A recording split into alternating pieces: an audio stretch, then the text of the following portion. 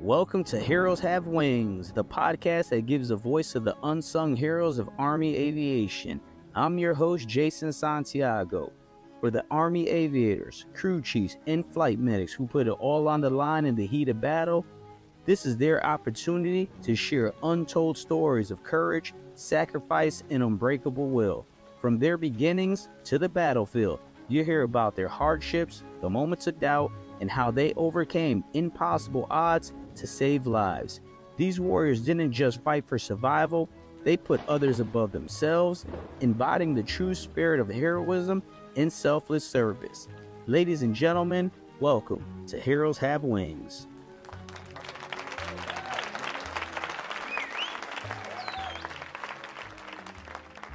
Today's guest, Jimmy Shields, a man forged in discipline. He grew up as the oldest of 6 in Washington, D.C. area, mastering the art of control, leadership, and perseverance early on. Jimmy took that same drive into the United States Army, where he served with distinction for 25 years across multiple duty stations, including deployments that changed him forever. But the true fight didn't end with combat. It continued in adapting, growing, and learning to thrive beyond the uniform. Now a practicing paramedic in El Paso, Jimmy is still answering the call, proving that service doesn't stop when the deployments do. A resilient, passionate, and opinionated leader, he's here to talk about the reality of the military life, the lessons it teaches, and how he's giving back through Project Hero, a nonprofit helping veterans and civil servants heal. Get ready for an episode filled with wisdom, grit, and straight-up truth. Jimmy Shields, welcome to Heroes Have Wings. What's going on, man? Hey, everybody, I'm Jimmy. What's up, Jimmy? What's up? How are you doing, brother? Good, bro. It's good to see you, man. It really is good to see you too, dude. You have no idea. It's been a long time. So let's get it started. Quick hits. You ready? Yeah, man. Hit me up. All right, coffee, energy drinks. You know it. Or twisted teas. Twisted teas. City life or country living? Country living. Summer heat, winter cold? Summer heat. Movies or books? Movies. Dog or cat person? Dog. Beach vacation or mountain retreat? Mountain retreat. Wake up early, stay up late? Oh, man. Both. Yeah, I feel you, bro. Both. Action movies or comedies? Wow, both. Camping or road trip? Camping. Texting or calling? Texting. So, man, let's get started. Let's do it. How was life growing up? Where were you born and raised? So, born and raised Washington, D.C., Maryland, Virginia area. Jimmy, real quick. Yeah. That explains a lot about you right there. Yeah, I know. We're going to get into that too. You're born and raised in Washington, D.C. Right. Man, that's pretty dope, man. I never knew that. Yeah, born and raised in Washington, D.C. Okay, so to be fair, like legit, I lived a little bit of both time in Silver Spring or like Montgomery County area and in D.C. So I have like my mother's family owned a home, and that was like central location, because like my mom's family was more like the matriarch patriarch kind of magnet of the entire family. And I have a very large family, so I spent a lot of my entire growth in DC, and then I went to school in Maryland, though, in Burtonsville, Maryland. Graduated from a school called Paint Branch High School. And I'm the oldest of 6 kids. Okay. They're not all my biological brothers and sisters, but I am the oldest. And kind of an open book about this because I feel like some of it is relevant, some of it may not be, but father is my everything. My dad is everything. And I want to ask you real quick. Your parents been together? Were they not together? Unfortunately, they separated when I was really young. I think if my memory serves me correct, I think they separated when I was about 3. And then I went to live with my dad along with my 2 sisters. So my mother and father, they separated or divorced when I was about 3. My father ended up getting custody of me and my sister, so he ended up getting full-time custody. Uh, my mother struggled with some stuff, Hmm. as I think a lot of our parents did, but it got bad enough to where my grandparents, her mother and father, called up my father one time when we were doing because we were doing split, visitation. We would go and visit my mom, every other weekend. Before we had gone to live with my father, though, we would visit my father every other weekend, right? So Mm. that part, I don't really, to be fair, I don't really remember that so much. But my mother, struggled with some different complex issues. My grandparents did not feel like it was safe for my sisters and I to remain there full time. Hmm. And so at one point in time, I was roughly about 5. They knew that my father was coming to get us, and they asked him to keep us. Mm. I think, I'm pretty sure, the shared communication there was, we'll try and do our best to help my mom out. But in the meantime, we definitely feel like it's best if they stayed with you. And my father, being the man he was like, "You got it. I'm gonna do it." And he did, and he never looked back. How And was your relationship with your dad? so growing up as a kid, my relationship with my dad and I was really tense. Hmm. Like, I mean, really, we didn't see eye to eye on a lot of things because my father's a genius, man. And I tell people, I tell people this all the time. I am not playing. This guy was like Albert Einstein smart, and he Damn. is. He is very smart, incredibly smart. Graduated from high school at 16 years old. Went to St. Mary's, in all of the advanced placement classes he could get into. uh, I think in the first semester, after the first semester, like, his professors and stuff were talking to my grandmother and were like, "Yo, we're not doing shit for your dad, for your son. Like, he's bored in our hardest classes. You know what I'm saying? Hmm. And we don't think we can really, do much for him. You might want to look at another like school." And so they ended up sending him to Georgetown. My dad went to Georgetown. I'm not going to say it was easy for him. He found out that it was a bit harder, but he persevered and he still graduated top of his classes, kind of, and still graduated from college early. He just he was like, "Nah, I'm going to do this as best I Hmm. can," and he did. He was literally incredibly smart. So he graduated as a mathematician. Um, I'm with a math major. And then his first job was working as a contractor for the Air Force, kind of designing or helping them create what was going to future become electronic medical records for the Air Force. Mm. And so, because mathematics at the early birth of, computer science and all that kind of stuff, mathematics and computer science were so closely related, they felt like he'd be a good fit, and that's what he's been doing his entire life now. What's your relationship with your dad now? He's my best friend. My best And friend. it's crazy because I see that a lot where sons, they bump heads with their dads while they're younger, Yeah, and the sons are immature, and then they yeah. realize that their dad is probably the best man in their life. It's something Hmm. I used to tell my oldest son. I used to tell him, son, right now you don't want to listen to me, and I may not seem like I know what I'm talking about, but when Hmm. I become the smartest man in your life, Yeah, that's when you'll realize that my dad was right, and that's when we'll start having a good relationship. And that happened when my son started realizing, like, yo, my dad knows his shit. He's a smart dude. yeah, That's when we started, you know, forming that relationship. And I yeah, just think it's like the jungle, right? You got to test your dad sometimes, and he's just gonna put you in place. You may bump heads, but as you become a man and start growing up, you start realizing like, man, maybe he had the best intentions for me. Oh yeah. I 100%, I will tell you this. The two most important men in my life are A, my dad, and B, my mother's father, my grandfather. Um, Unfortunately, we lost him back in 2004 Mm-hmm. uh, to a stroke. But those are the two most important persons that helped mold me as the man I eventually became and the man that I'm still hoping to achieve to become. Mm-hmm.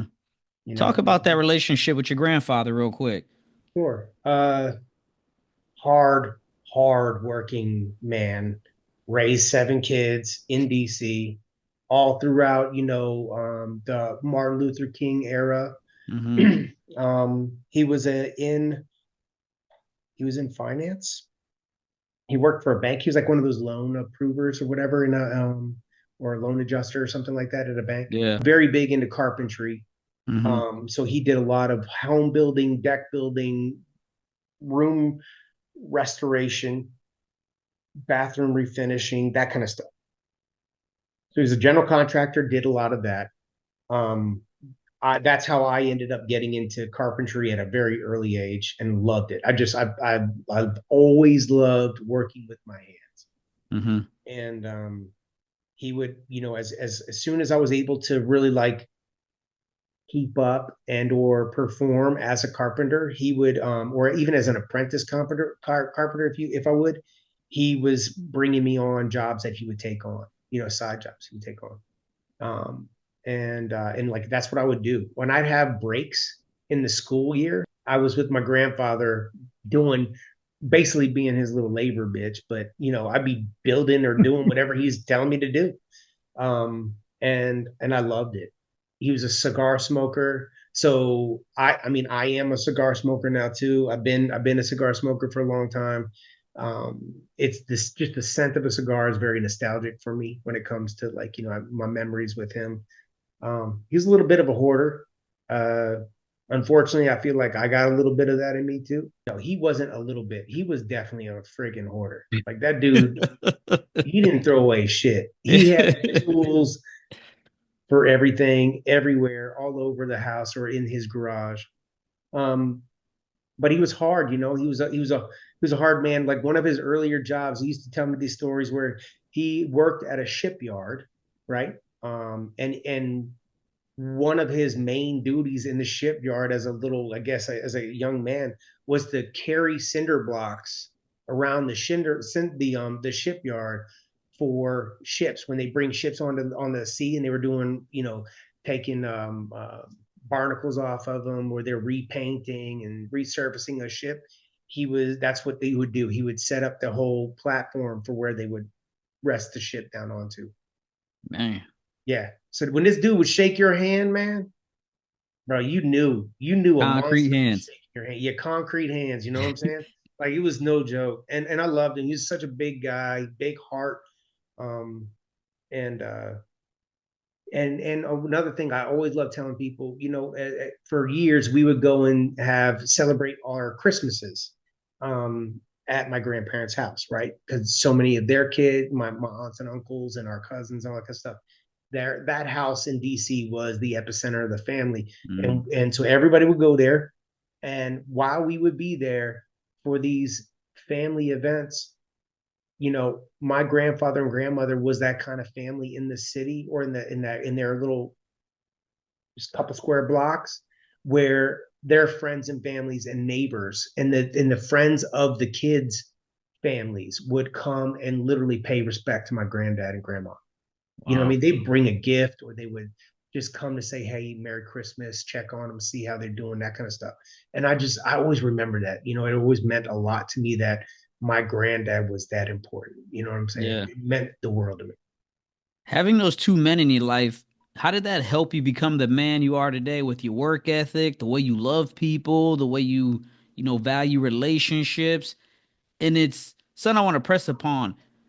Those little lessons with your grandfather bringing you to Mm-hmm. the work site, to the job Mm-hmm. site, man, Mm-hmm. that's showing you he was teaching you how to become a man. And I think that's very important Yes.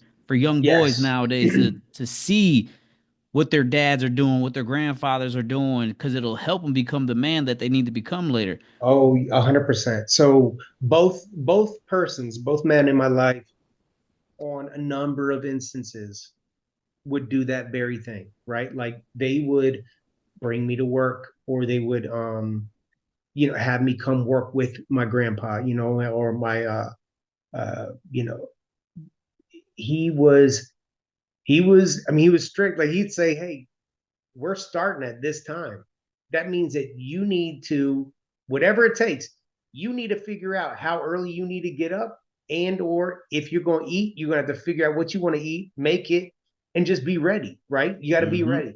Um, and there wasn't nobody knocking on my door saying, "Hey, you up yet?" None of that. It was like, "Hey, we're starting at 7 o'clock, Jimmy. That's when we're starting. There is no we're gonna get ramped up at 7." It was like, nah, we're starting at 7 in the morning because we got this deck next door that we need to build, for my grandfather's neighbor. And she only had we only have a small window of time because you're here to help me, right? And so I'm like, okay, cool. I got to do whatever I got to do. If we go and do this early, we can sneak off and get some barbecue later on, even though he wasn't allowed to eat barbecue. You know what I'm saying? But like, Mm, it was just some shit that he would share with me. yeah. Um, he'd be real quick to be like, "Hey, don't be saying nothing to your grandmother about that," right? But that's just how he was. Uh, and if I worked hard, he let me play hard. My grandfather loved his World War II movies, or like Korean War movies and things like that. He loved John Wayne. He loved all those kinds of stuff. So I'd sit and watch old ass movies with him all the time. Just sit, be there, just be in his presence.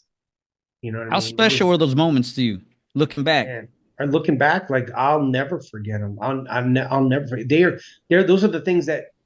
Okay, this may sound corny, but feelings like that made me feel warm in times where I was cold, lonely, um, you know, misguided, or a Yeah. little lost.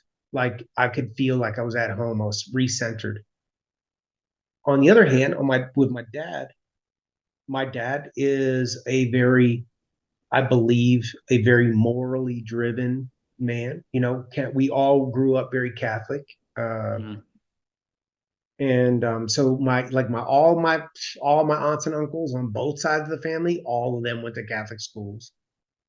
I too went to a Catholic school when I was younger, mm-hmm. but they went to Catholic schools. They dealt with nuns that would smack them or beat them, with a ruler, that kind of stuff, right? Yeah. Um, and then so my dad would, I had a problem with stealing, right? I was doing that shit, and I'd be lying like crazy all the time when I was a kid. And my dad would catch me in lies, and he'd catch me stealing something or whatever. And dude, he would make me own up to it. I remember this one story. So one time I was in Catholic school, and I used to do martial arts. I used to do wrestling, and I used to run track. Well, um, we were out in the back. We were out doing recess one day. Come in from recess, getting ready to go back to class, and I'm fooling around in the hallway. We're walking down to my classroom. For whatever reason, I thought it'd be a smart idea to spin kick the daggone, glass window. But there's one of them glass windows that had that real fine wire in it. You know what Mm-hmm. I mean? And so I kicked the freaking door thinking I'm gonna hit where you put your hand on that little metal plate that's on the doorways, right? Because the spring doors. And put my foot right through that daggone window. Cost my dad, like, I don't know, probably 250 some dollars, whatever, to fix it. And immediately after, I mean, my dad paid for it, but he he straight up was like, "Okay, now you got to get a real job because you owe me $250." And I'm like, "Damn, man, for real, $250?" And sure enough, I went and I got my first real official job at Burger King. My dad signed a little, parental waiver for, being too young to work or whatever. I had to sign some kind of parental waiver to go do it. I did. I kept the job. I kept working because I liked it. I liked that I was earning my own money or whatever. It was cool. Still would go off and do carpentry jobs for my grandpa whenever I could. But I kept the Burger King job for probably about a year and a half, 2 years before I moved on to another job where I worked at a lumber yard. Man, it's good that your father taught you that lesson at a young Oh age. yeah, all the Yeah. time, all throughout my life, man. That man is lesson after lesson after lesson, and I deserved every one of them. Yeah, And that it, like, here's the one thing I love to tell people. I hope anybody who hears this hears me. My dad didn't play that, right? And he didn't play it as if he was a tyrant, you know, child beaten monster. Okay, that wasn't him. That wasn't how he. And I know for a fact he hated every time he would have to spank me, right? But I'm gonna tell you right now, and I'm telling the world this: there is not a singular time my parents, mother, father, stepmother, you name it, no matter what, put their hand on me and I didn't deserve that shit 100%. yeah, I feel you, bro. Straight up, Crazy. straight up. I was just talking about my mom about that too, how she would, we're tough, me and my brother, Mm-hmm. but she would spank us and bruh, I mean, it wasn't like she woke up one day and said, I'm gonna beat my kids. I'm gonna beat my two sons. It was Right. we were doing some shit that we shouldn't have been doing. And I think that's something. Here's my philosophy. You raise your children the way you want to raise them, right? But Mm-hmm. I know there's something missing in today's society. Yes. Okay. I think life is full of balance. That's what I will Yes. say. I'm not saying beat your kids and abuse them. I'm not saying that at all. I And agree. I'm pretty sure you're saying the same thing. Yep. And and when I say that, it is our job as fathers and mothers to raise our children and be ready for the real world. I 100% agree and feel that our world is desperately missing those components. Number one component, teaching your child that the world literally runs off of two very real principles: cause and effect. Okay. Agreed. Or um or consequence, two actions. Consequence, though, what is not being taught to our children of today, I believe, consequence absolutely 100% can either be good or it can be bad. It is determined upon what the action was that brought about the consequence. And a lot of the youth of today are absolutely terrified of having to freaking face consequence, whichever way it goes.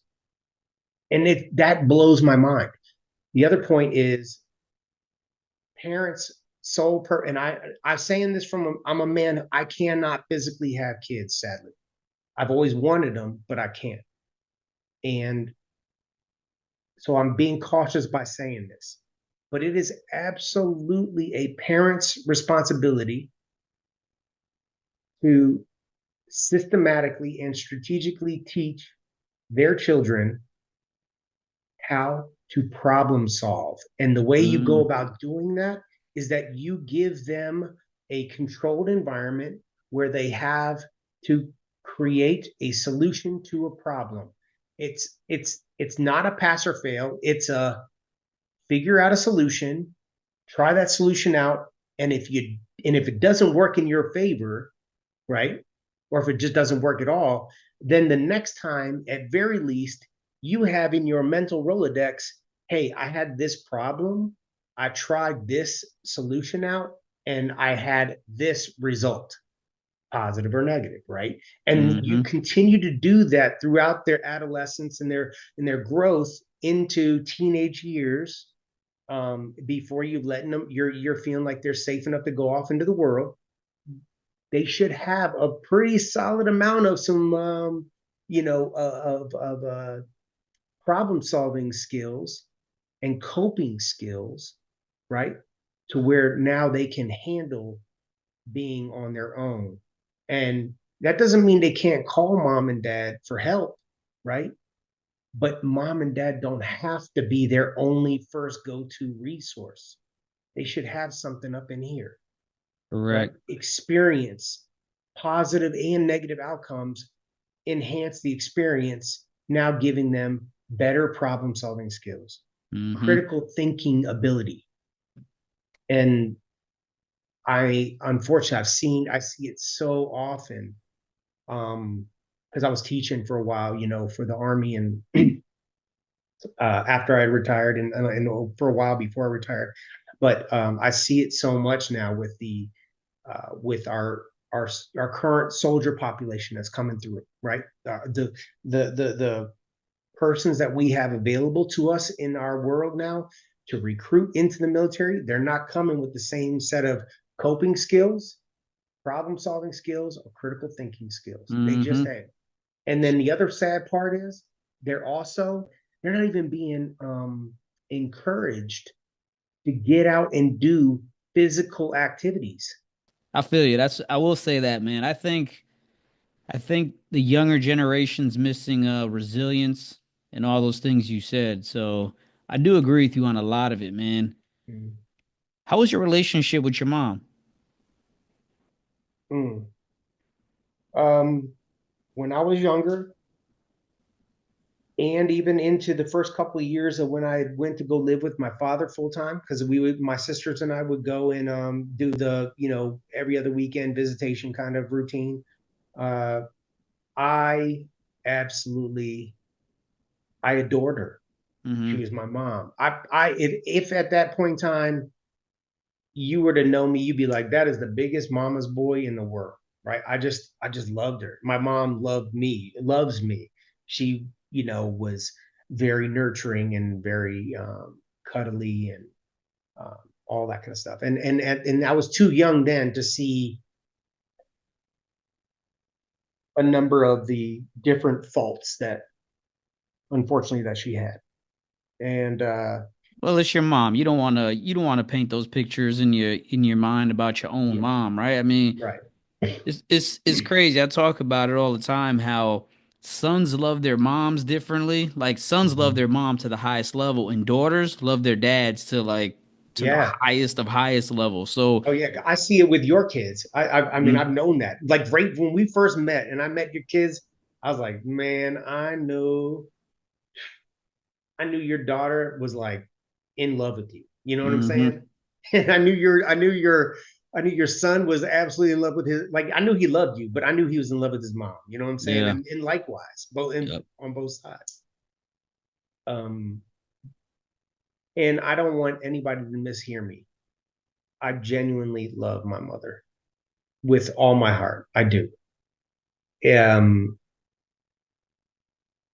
but our relationship was really turbulent. It had its on again and off again. And I love my mother as best as I can from a distance because I hmm, feel like it's safer for me and for my family and for the mental safety and or emotional safety or whatever of me and my family for me to do so like that.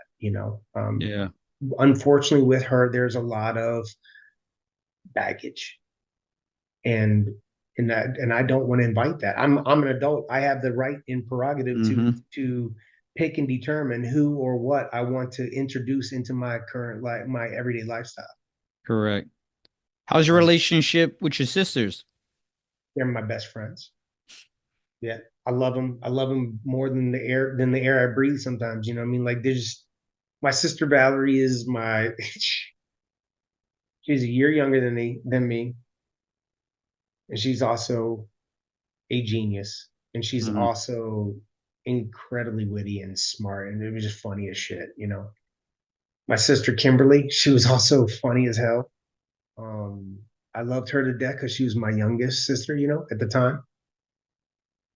Uh, Unfortunately, we lost her in 2020 to an accidental overdose. Sorry to hear that. Yeah.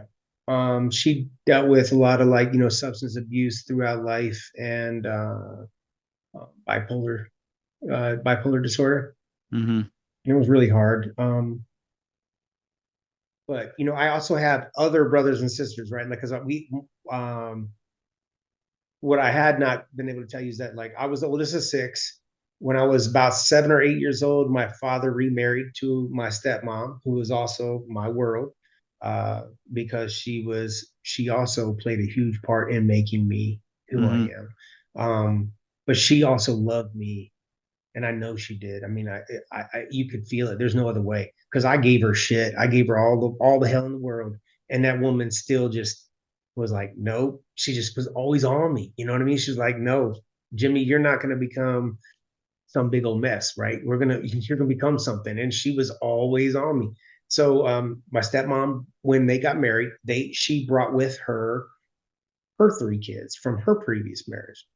And there was me, my 2 sisters, and her 3 kids, which were 2 boys and a girl. So we were like the Brady Bunch, Mm-hmm. and that's what everybody called us, the Brady Bunch in the neighborhood.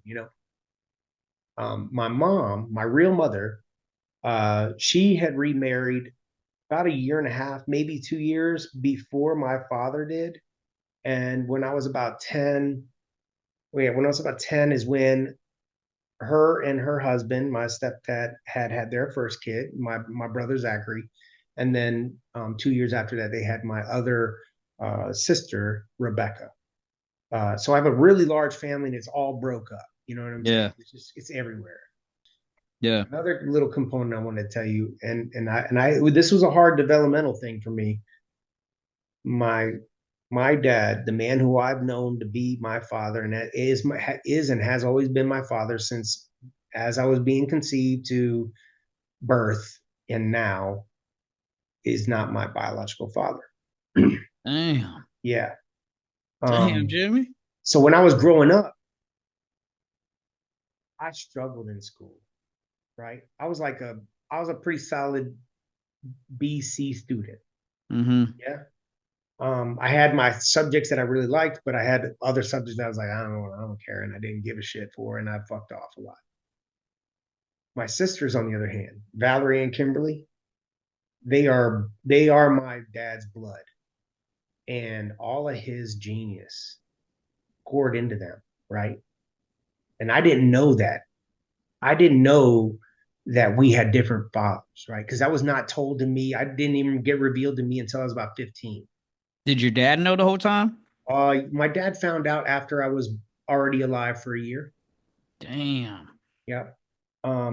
Obviously, as many men probably do who find themselves in a situation like this, he was terrified to tell me, because he's like, I don't want, I don't want to just be like, I don't love you or whatever, or never talk to me again.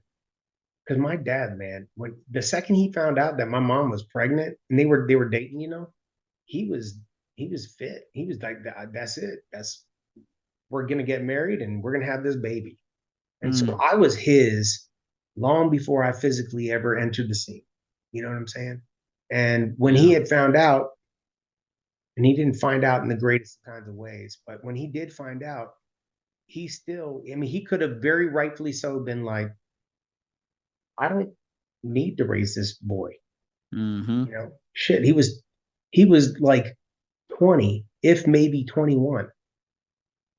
And he's Damn. like finds out that his son isn't his, you know what I'm saying? He's like, nah, that's my son. I don't care. Damn, man. I don't care what anybody say. Yeah. That's my boy, and it's been like that, yeah, my whole entire life. But when I was growing up, I would struggle a lot, and I'd be like, man, why am I? I know I'm not, but I would tell myself, I'd be like, why am I so stupid? And my sisters are like, my sister never did homework, man. You know that? Yeah. Never. They My sister Kimberly would finish schoolwork, all her homework, right? Real homework throughout the day in other classes. Come home, be able to play all day long. Me, I'm up until 2 o'clock in the morning most nights doing simple ass homework. You know what I'm saying? Just because my ass is ignorant, I can't pay attention to nothing. So I used to struggle with that. Be like, man, this ain't fair. How come they're smart and I'm stupid? You know what I mean? That's what would go through Yeah. my head all the time. And then, of course, when I found out that my pops wasn't my biological dad.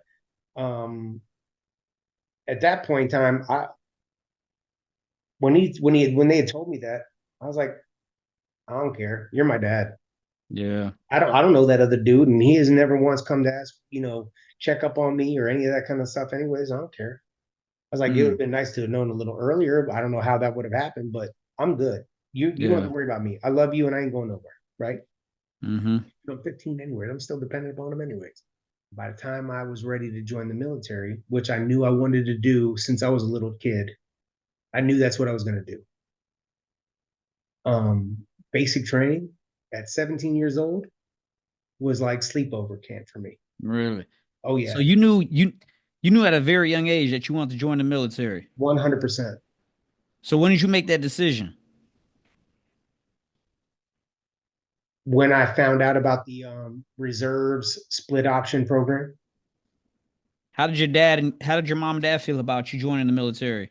my dad didn't like it, but he knew that if I went to the army, at very least they'd straighten me out, or I'd at least get a skill that Mm-hmm. when I decided to get out of the military, I could make use of. And I think that he was proud of the fact that I didn't just decide to not do anything, right? Yeah. He knew that my direction probably wasn't going to be a collegiate direction in the beginning.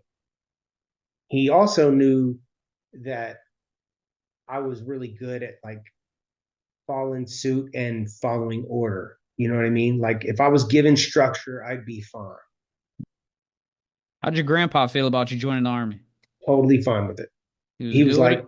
yep, he was. He was totally fine with it. And he's like, son, if that's gonna help you move forward and stop doing some of that silly junk you've been doing throughout high school and whatnot, I'm all for it. Just do it and do it well. If you've been dreaming about this all this time, don't go and mess it up. You keep saying silly stuff. What kind of stuff did you do growing up? Just little Man, regular teenage stuff, yeah. nothing serious? Like I would um skip classes, get caught. One, I'll tell you this, I'm proud of this. I don't know how many other times people would sneak out their house as teenagers. I only did that shit once. No joke. And that one time I did it, my parents called me. That's why you only did it once, And because they that's that caught was you. I was like, dude, no, I ain't doing that junk no more. Right? Mm-hmm. The pain ain't worth the freaking the consequence wasn't worth the fun I had trying to sneak out. Correct. Let's talk about that whole you meeting the recruiter, that process of you joining the army. What that looked like. My recruiter was a I can't remember his first name. I remember his last name is Brown, Mr. Sergeant Brown, his staff sergeant.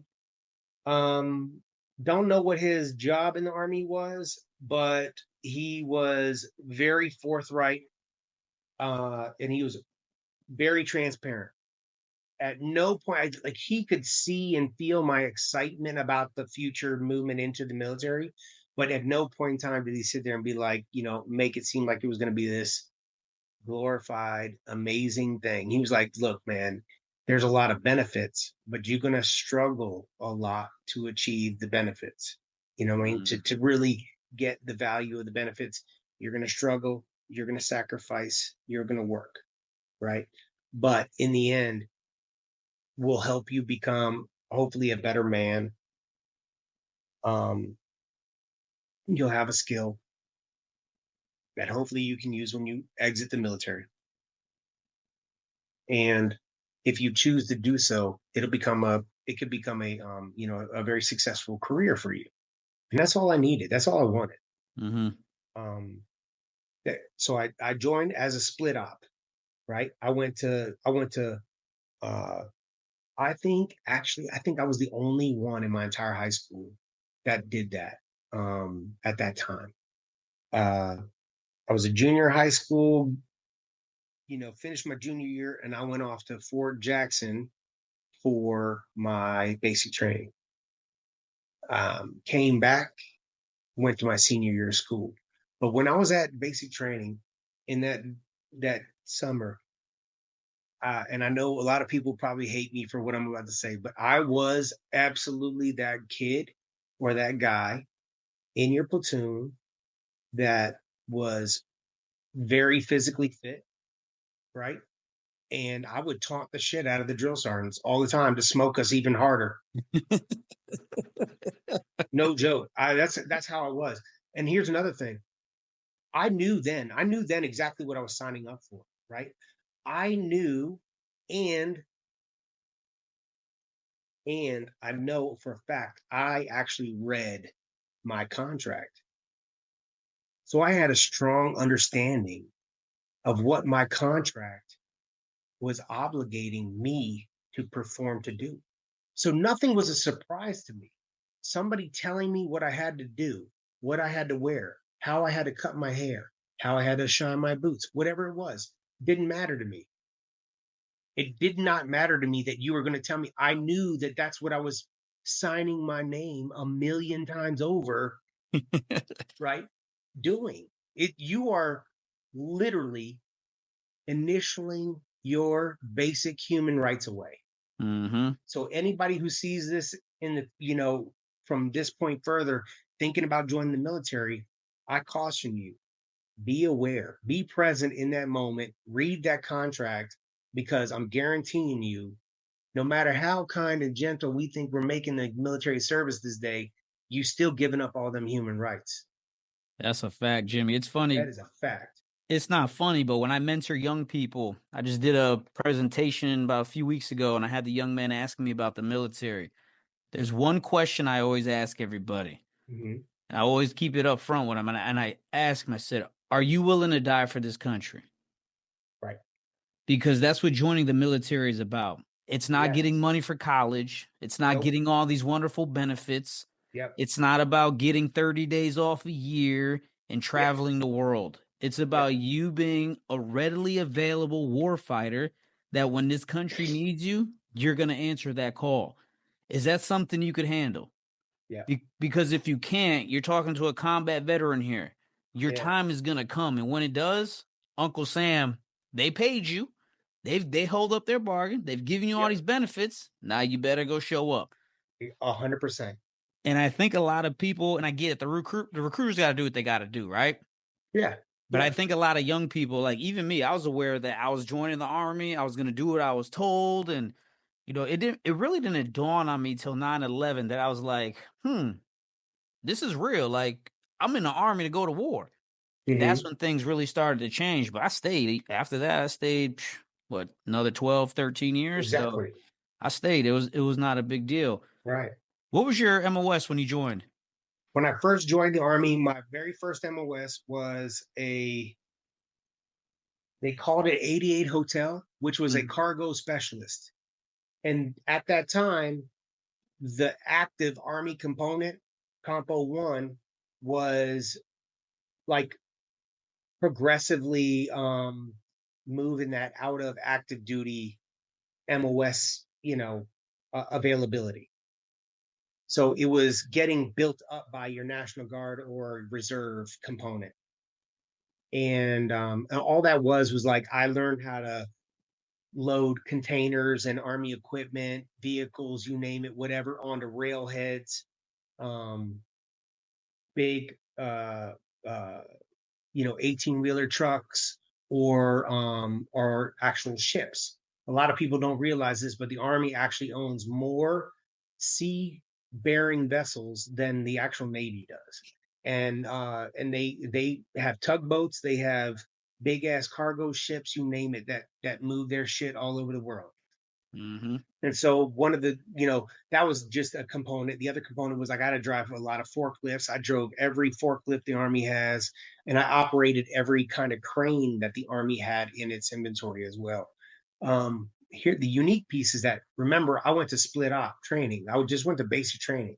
As soon as I came back, and I was going back to school for my senior year, I was actively at my reserve unit all the time, every once a month, and 2 weeks out of the year, whatever. Anytime back then at the in the reserve, they would have these like mission sets would come down. right? They'd be like, hey, we got this thing. One in particular that I took part in was a rehabilitation of the Chesapeake Bay's oyster beds. And what Mm-hmm. we did was we would load big, huge concrete cylinders, right? Like the piping cylinders you put on the ground. We'd load those onto barges, Army barges, and an Army tugboat would take them out in the middle of Chesapeake Bay and they would drop them off in the middle of the bay so that now the oysters had something to latch onto. Because a lot of people don't also know that the Chesapeake Bay is very, very highly silty. It's really a lot of mud in the base. Mm-hmm. So it's hard for those crustaceans to actually take hold and and continue to thrive. So that's one big mission that I did. Um, and so what I did all those times I go to my unit drills, and I would go to the little missions that I would do. Um, they ended up doing this is another thing that went by the wayside a long time ago. They actually OJT'd me my MOS. So I never even went to AIT for the 88 Hotel MOS. I got it just doing on-job training at my unit. Really? Yeah. Man, Now I here's never the even funny. heard that. Yeah. So here's the weird thing. When I graduated from high school, this is May of '95. I knew then because my silly self, I purposely messed up my SATs. I was getting more and more in love with being a soldier, Mm-hmm. and I kind of committed myself psychologically. Like that's what I'm going to do. This college thing, whatever. If I happen to score high enough on a SAT, okay, and I get to go to college, okay, but I'm still going to be in the Army. Like either before college or after college, my ass was still going to be in there. I knew that for a fact. So that first time you were just reserve or active duty? Yeah, very first time in '94, out for basically just a little bit over a year total time, I was in the reserve. And Were they paying you during this time?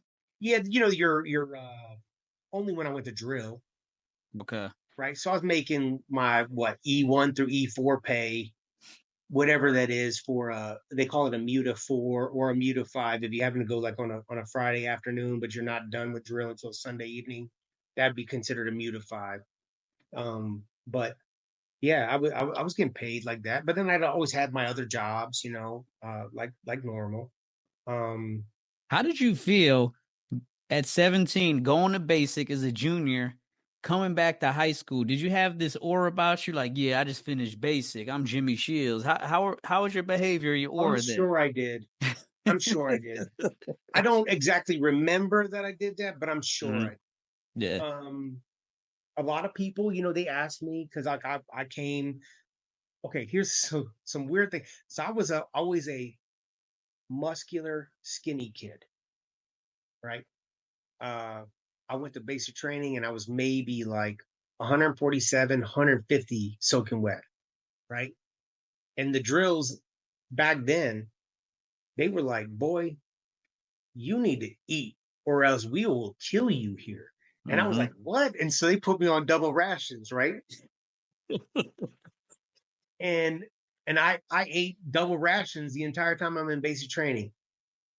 Um, some other little things that I learned about myself was that I knew I was sold out for the army in the mindset of what you had described, whereas like I knew for a fact I'm going to be called to go to war if and when that call comes. And I had two people in particular in my platoon in basic training. Now, mind you, I'm 17 years old, and these two dudes, one was like 23, and I think the other one was either later 20s or maybe even early 30s. The guy who was 30 used to be a rodeo superstar somewhere in like Alabama or Oklahoma or something like that. The 23-year-old was a gangbanger from Mississippi. Both of them had girlfriends back home. And up until this moment, when they did something that I just could not get on board with, they were like my closest friends in the platoon. Mm-hmm. And one day we went to go do grenade throwing. You know what I mean? And we come back from that range. And I recall I didn't see those two guys. And I'm like, yo, man, where y'all been? And these dudes are walking around the barracks door, the barracks there on crutches. And I was like, what the hell happened to you all? Like just this morning you were fine, Mm-hmm. and now it's like it's 5, 6 o'clock in the evening, whatever, and you're wearing crutches around the thing. Dude, these guys took turns kicking. You remember them heavy ass wooden doors that went to the bathroom, Mm-hmm. right? In the gang latrine? These dorks would sit there and prop their knee up in the door jamb, and the other kid would kick the door on their knee in the door jamb. In their mind, they thought if they got injured bad enough that they'd be able to go home. Okay. And this is me at 17. I'm not kidding. I remember this very clearly. I Mm-hmm. said, so you think every day since we started this, when the drill sergeants would tell us over and over and over again that the only fastest way to get through this is to get through it. Mm-hmm. You don't believe them? You don't believe that shit? I was like, guys, something ain't making sense here. And they were like, man, but you don't realize I got my girl. She's bugging me all the time. I'm like, that's your girl. If she ain't there when you go home, you didn't need her ass to begin with. Exactly. I'm 17 telling You this to grown 17 men, years old and you noticed, man. right? And then here's the other thing. And then like the other dude's like, yeah, but I gotta help out my family and their farm. I'm like,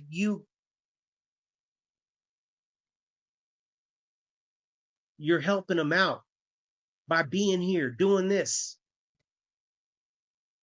And what do you know? By the time we graduated, them fools were still hobbling around on their crutches and having to do nothing but details all day, every day. And they still were there for like, I think, I'm not sure, but I think for at least a couple weeks after we graduated, just waiting to get out processed from the military. Right. And I'm like, and I remember telling them that very day when they was told me that they hurt themselves in with this door thing. I was like, I gotta be honest with you, man. Like, I don't even want you in my foxhole. Mm-hmm. I'm glad you did that because I don't want you in my army. You're not the kind of people I want in my foxhole fighting these wars with me, or doing Correct. this service with me. And I know that sounds really harsh to the way that this Nah, world that is now, right? that Like a that lot of that's the people freaking. reality of it, bro. That's a That's reality, dude. I'm like, I don't want you in. I don't. If you're not here, if you're not as sold out on this thing as I am, I don't want you in my platoon. I don't want you in my squad. I don't even want to be in the same daggone geographic area as you. yeah, I agree because And if that's you how can't it even get through, works. you can't get through basic. Yeah. You crying about basic? How you Right. gonna feel when the shit really hits the fan and we really got to do stuff? What are you gonna do then? Bitch up on us? Exactly. And next thing you know, So we choking true. the hell out of you because we had to get you in the line. Come on, I Right. agree with you Right. 100%, man. If Yeah. you're if you're that weak, the army ain't for everybody. I No, tell it's not. everybody that. All right, and I get it. You and I, we spent majority of all our young adult life in the military, Hmm. and I get it. People could say, "Well, you know how it is," but it's a way of life, man. It's a commitment you have to make to each other Right. and to yourself, and it's all about preserving each other's lives, and that's what basic's all about to see if you could cut it. Because Exactly. realistically, basic's not even that hard. It's not. It's No. not that hard at all. Looking back and compared to all the other army schools I've done, basic is only hard because it's the first thing we go through. Right. And Your it's changing introduction us. to military Yeah. service. And it's changing us from being a civilian to a soldier. But after that, it only gets harder after that. Hmm. Shit. Hmm. So where'd you go? You didn't have to do AIT, got the OJT. No, so I didn't have to do AIT for that MOS. I graduated from high school. I'd already been talking I'd already dorked up the SAT real good. Um, so I knew I wasn't gonna get in no college at that point, or Mm-hmm. it was gonna be nothing but community college at that point. And I was like, I ain't doing that. So then what I did was I called back the recruiting office. I did not speak to the same recruiter I had because he had already moved on. His term of recruitment was done. But I talked to the station chief at the time, who was one of his battle buddies, and the station chief converted me from reserve component to active component. How hard By was the way, that? That was a really easy process. It was like they just went and they wrote up a waiver and whatever. I had to fill out a whole nother contract, of course, but Mm-hmm. the process was really easy. They went and physically spoke to and got the blessing from my reserve unit commander to release me from reserve service to go to the active component. Not a problem at all. And I left that very summer. Like, no, I left, went back to Fort Jackson to become a 63 Bravo, which was a light wheel vehicle mechanic. I left from there and went straight to Fort Drum, New York. Fort Drum.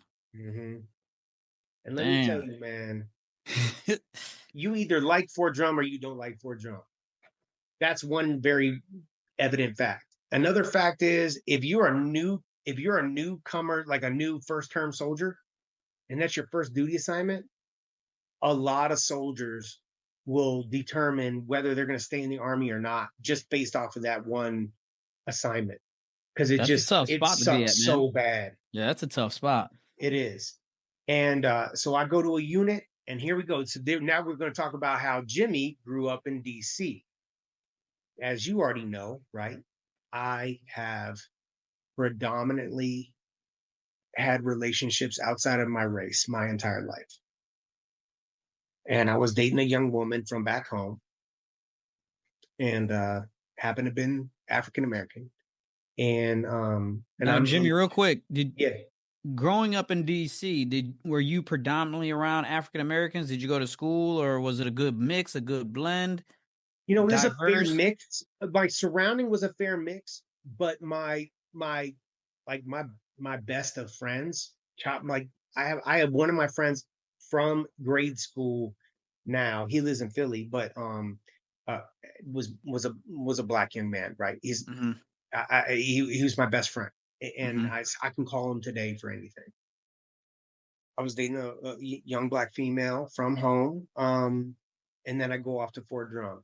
And within 2 weeks of being at Fort Drum, I'm sitting down in a dining facility, and this other young man who's sitting down with me in a booth is also white, strawberry, reddish, shorter color hair, you name it. But he's from like the southeast, right, of the states. I don't recall exactly where, but I could tell right from his just the way he would speak that he was a Southerner for sure. We're talking about like, hey, where we come from, what are we into? Do you have a girl back home? All that kind of stuff.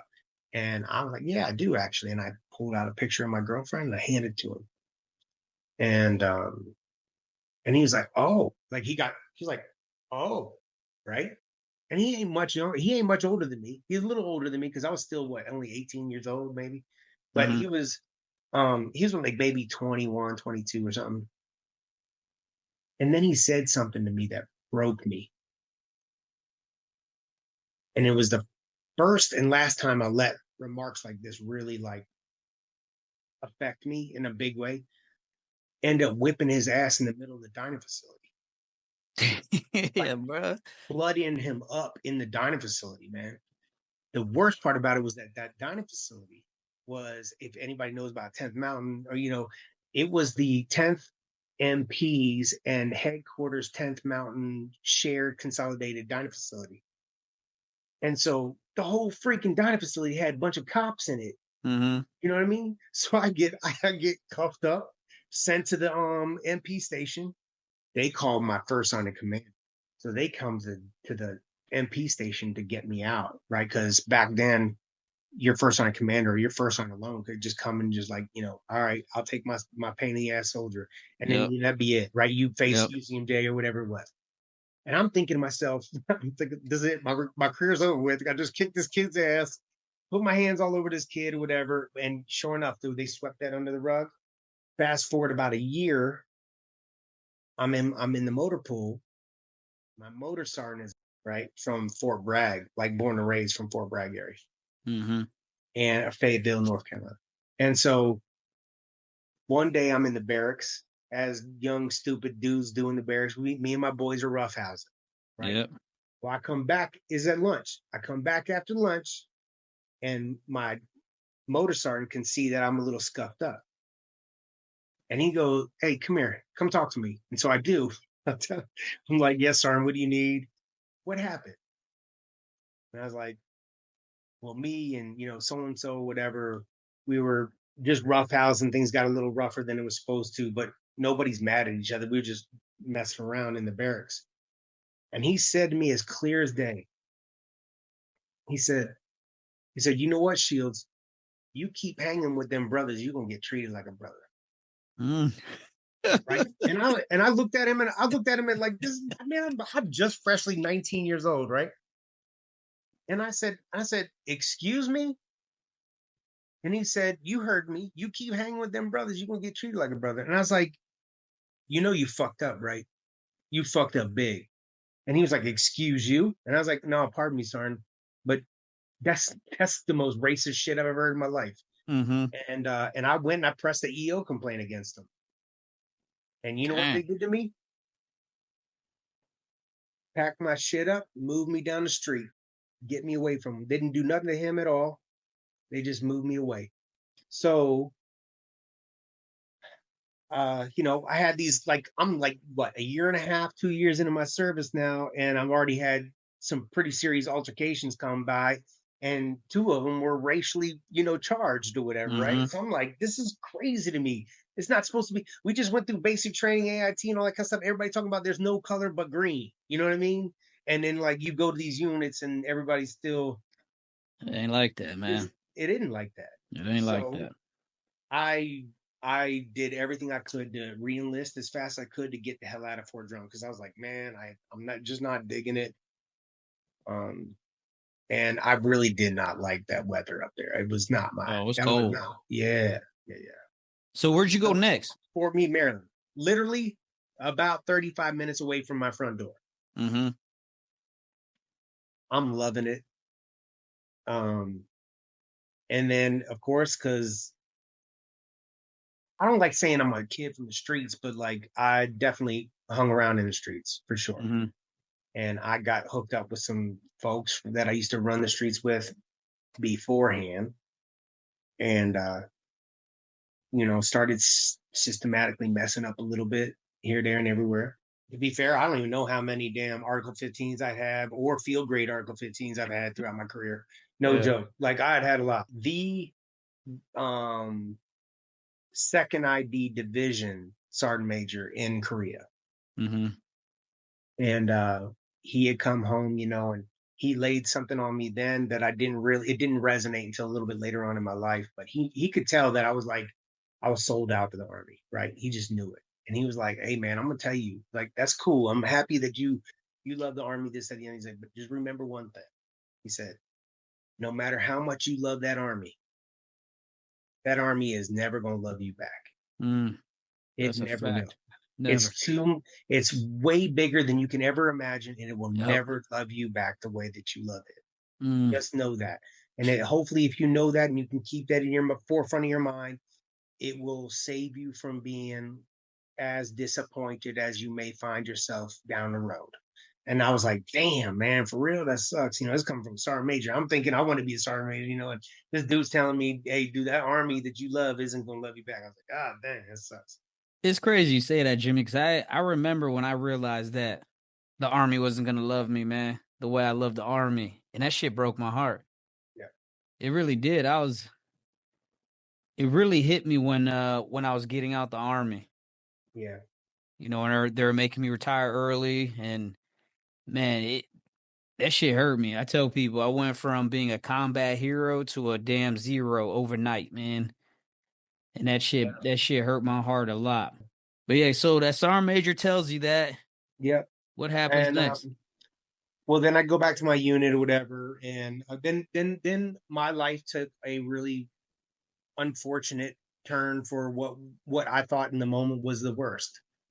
Um, at some point in time, for some reason or another, I took somebody's pill or capsule or something or tablet that was not prescribed to me, And that tablet or whatever it was, had codeine in it.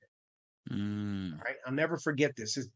The urinalysis happened in October of 1998. And we were in my unit, we were getting ready to, everybody was getting ready to go for a Christmas break, basically, so it's roughly about, I would say, somewhere around December 16 or 17. My squad leader comes up to me and he says, "Hey man, come see me after PT." So I'm like, "All right, dude." So I go see him after PT, and he said, "Hey, your piss came up hot, right?" And I looked at him like, "You're crazy, man. Ain't no way in the world. I did nothing. I don't do that, right? I just don't. I don't mess with stuff that ain't mine, and I didn't do any drugs." And I was like, "That's crazy. It's bullshit, dude. I didn't do nothing." He's like, he's like, "I swear to God, like I got the report came back, like you came up hot." And he's like, "You're good right now, but when you come back from Christmas leave, you're gonna have to talk to the commander first on about this, and I don't know what'll end up happening, but this is real." Sure enough, come back from Christmas leave, and then my world starts getting flipped upside down. The CID came after me. Damn. They hounded me and treated me like I was a straight up drug addict off the street, and they berated me day in and day out for almost a month and a half or so. And all throughout that period of time, right? Mind you, I'm trying to remember how in the fuck I could have got this into my system to begin with, right? Because remember what I told you, the UA happened in October. The unit didn't even find out until December. And then I'm not even being questioned about it until middle of January. So you want me to recall perfectly the daytime incident, you name it, whatever, whoever it was that gave it to me from like 3.5, 4 months ago? And because I didn't know, I started, and I'm not proud of this at all, but I started like saying, well, I mean, it could have been like, specialist so and so, that one time I had a knee ache or whatever, and he gave me this, or that person at this time for this, and I don't know. And each time I did that, they're bringing that motherfucker into the question them. Hey, did you give Specialist Shields a something with codeine in it? Of course they're gonna be like, no, right? That went on for a long time. And while this is happening, they're destroying relationships that you're having with people, and yes, these people are like, "Yo, all over the post, dude. Jimmy's All a my rat. friends, man, all of them like, "Yo, this dude ratting me out to this guy for that," and I'm like, I'm not doing it. I'm like, I'm trying to figure out. I myself am trying to figure out where in the world, when, or how I could have gotten this codeine in my system. Well, anyways, long story short, my commander at the time, and I'll never forget this because this is the first time I got. This is the first time I got absolutely fucked from a leader in the army, right? I got messed that first time when I talk about the racial incident with my motor sergeant, but this was the real first time. So my commander told me, he's like, "Jimmy, look, you're from 35 minutes down the road." He's like, "Can't you just tell the CID agent that you went home and weren't feeling good or whatever? You took something from your mom and dad's cupboard, and and you didn't know what it was or whatever, but whatever, right? It was at your house. You took a family medication, whatever." I was like, I could say that, sir, but I haven't been home in a couple months. So if somebody asks anybody about that, my story's gonna get blown up. Sure enough, that's exactly what happened. I was getting weak because like I'm telling you, the CID was on me, man. They were asking me this shit. I was in CID's like whatever headquarters or whatever, almost on a daily basis for months at a time, dog. Like, yeah, it was terrible. They were wearing me the freak out. And so at one point in time, I was just weak and I was tired of it and I wanted it all to end. And I was like, dude, look, I don't know where this thing came from. The only thing I can think of is maybe, and I made it up. I said this time I went home. My parents have a consolidated, drug cabinet in the kitchen above the sink, whatever, which is true. And I must have grabbed something from there. Well, crazy piece was for like seriously like 2.5 weeks, whatever. Everything's cool. My command drops all UCMJ charges on me. CID writes the whole thing off, right? Or says okay, whatever. Um, he didn't really do anything wrong. He, slap him on his hand and he'd be good, right? They suspended all actions on the field grade Article 15 I was about to get, the whole 9 yards.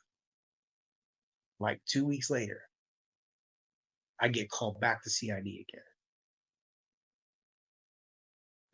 Freaking CID agent called my stepmom. My stepmom held and maintained for over 30 years a TSSCI clearance for Johns Hopkins Applied Research Laboratory, which is right there in Columbia, Maryland. And and rightfully so. I mean, I know other people feel differently about this, and I respect their opinion. But my mom, right? She wasn't gonna ruin her career over her knucklehead ass son who was sitting there saying that he may have gotten a drug, some drug out of their medicine cabinet. Because the next thing they were going to tell her to do was, "Hey, could you bring it by so we could at least see the vial? We have proof we're crossing T's, dotting I's, kind of thing." So she was like, "I'll go home and check the medicine cabinet, but we haven't seen Jimmy in like 6 months. Him and his dad have been on the outs for like the last 2.5 months. And I can't remember the last time I've had anything in that medicine cabinet that had codeine in it, but I'll go double check for you, And then it comes out. It's just like, hey, dude, you lied on a sworn statement. Oof. Yeah. And so I was put out on a misdemeanor. I was discharged. I was chaptered out on a misconduct discharge. I got a general under honorable conditions discharge, and I had to wait 2 years minimum before I could reenlist again. Damn, bro. Yeah. Yeah. Holy shit. Yeah. How So did I go, and at that time, I got put out, and that shit happened quick, man. Anybody who's been put out on any kind of discharge like that, dude, the Army doesn't do any of that ASAP, like all that stuff that you do when you're retiring from the Army. That's one thing. Nobody really truncates or condenses that a period of time at all. But when you're being put out the Army be like abbreviating everything. They're like, all right, you don't need to have that brief. You don't need to have that brief. You ain't getting shit anyways. You're gonna, you know what I mean? They don't care. They're like, get them out as fast as can. The faster we get them out, the less we're paying it. Right? Damn. So I was put out, and I went to move back home with my tail tucked between my legs, back to my dad. My dad took me in. At that point in time, I've been dorking up my finances real good.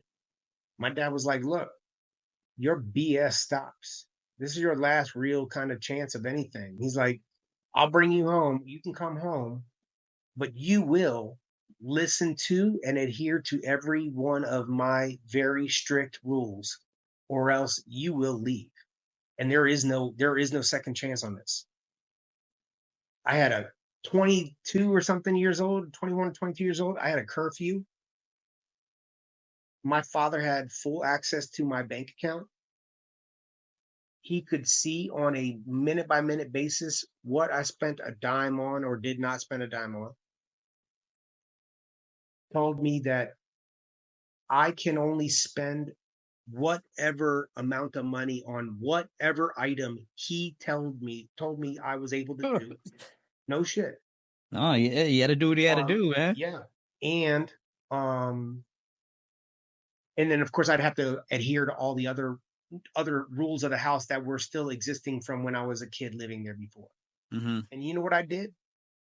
I said, that. yes, sir. Whatever you want me to do, I'm gonna do it. How did you feel when the Army put you out? Oh man, devastated.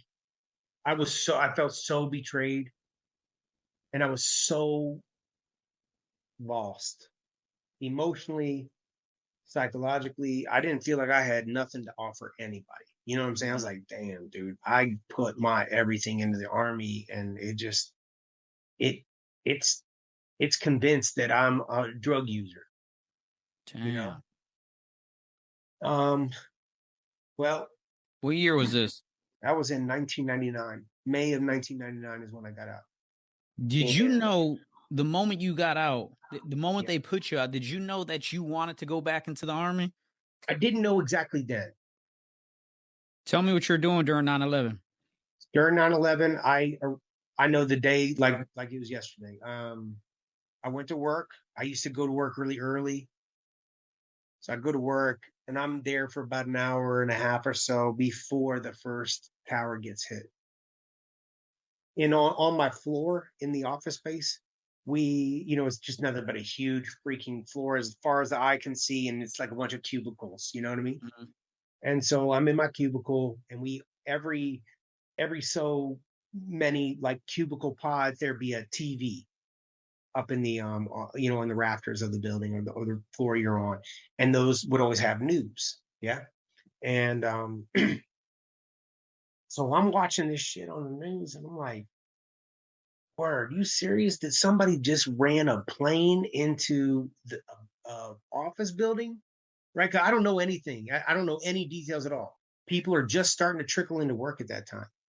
Because it was the first one was like something like 8 or something in the morning, if I'm not Yeah. mistaken. It was like roughly about that time in the morning.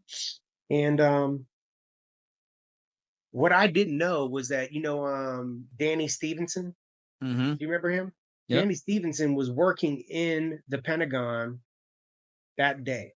Yep. And I didn't know him from anybody, of course. We had never met each other before, but damn, Danny Yeah. Stevenson, a former or a future a future platoon sergeant of mine, was just right down the road. You know what I mean? And so, anyways, where that Quest Communications building was about a solid maybe about 3.5, 4 miles away from the Pentagon, Mm-hmm. and then a mall that was right beside it, the Pentagon City Mall. And well, anyways, I'm watching all this stuff happen. Shocked out of my mind that this is going on. And it saw the first two planes hit the first two towers, and then also saw the plane like like people were filming it as it was happening, as the third plane hit the Pentagon. Like And you were outside and saw it? no, I was watching it Okay. on TV live. Okay. People were like, "Oh shit, it's going for the Pentagon," like that kind of thing. Like you're watching Mm-hmm. it on news and you're hearing all these, even the news broadcasters are like, "I can't believe this is this big ass plane's about to," it's crazy, like just chaos everywhere. Well, anyways, as soon as the Pentagon got hit, my whole floor was dismissed for the day. They said traffic's going to be crazy. Get out of here as fast as you can before it gets worse. And I walked from the Pentagon from my office all the way down to Pentagon City Mall. That was crazy, man. Because the road I walked down was Old Columbia Pike, which is literally parallel to Fort Myer and the Pentagon. Mm-hmm. How And I could crazy was it out see, there? it was psycho. There were cars parked along the road, people out of their cars just staring dumbfounded at this gigantic black smoke tower of smoke coming from the Pentagon. And I knew right then and there, I was like, oh shit, we going to war. And I was like, I'm going back in the Army. You're Like like, I want every bit immediately, of it. right? I'm getting in this. And this is something I just want to touch on because I want everyone to understand how much of an impact this man had on everybody's life. Yeah. Danny, Yeah. I mean, every episode, except for two that I could think of, we all have Right. talked about him. Even in the episode I'm releasing this Friday, I even Yeah. got emotional. First time I got emotional on the podcast Mm-hmm. series. And it's like you said, man, he was a good friend of mine. I went to his funeral when he passed away, and talking to everyone's making me realize how much of a giant this man was and how much of a profound impact he had on so many people's lives, man. Yeah. And just hearing his stories of him being at the Pentagon and You know, I don't know if you ever saw that clip of 60 Minutes when he was on 60 Minutes, and Yeah. this dude was larger than life. So when I went to MEPS again, I had to do the ASVAB. I had to do all that shit all over again. Damn. I had to go back to basic training. The second time I went to basic training, I went to basic training at Fort Benning, Where'd you do AIT at? Fort Sam Houston. I was in Alpha Company at Fort Sam Houston. How Loved long it. was that? 16 weeks. Where'd you And go for so your first duty station after AIT? Korea. You show up to Korea. Yeah. What was your rank at the time? Showed up there as a PFC. It How was long were you there for? I was there for 2 years. 2 years? You got an extension? Yeah. Yeah, I did it. I did the extension thing like the first day you're doing your in processing brief at the 1RC. I just knew I was like, no, man, I joined the Army. I joined the second time to like, I want to live abroad and I want to enjoy everything, you know?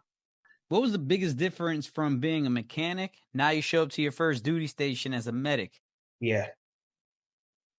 For me, vastly different.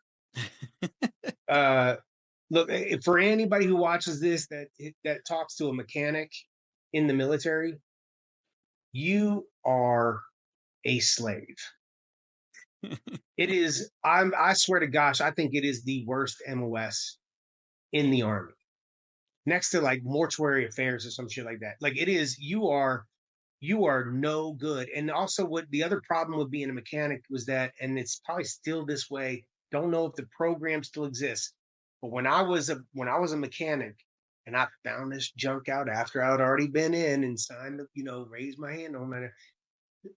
63 Bravo was in what we called the Bear program back then. Do you remember that term?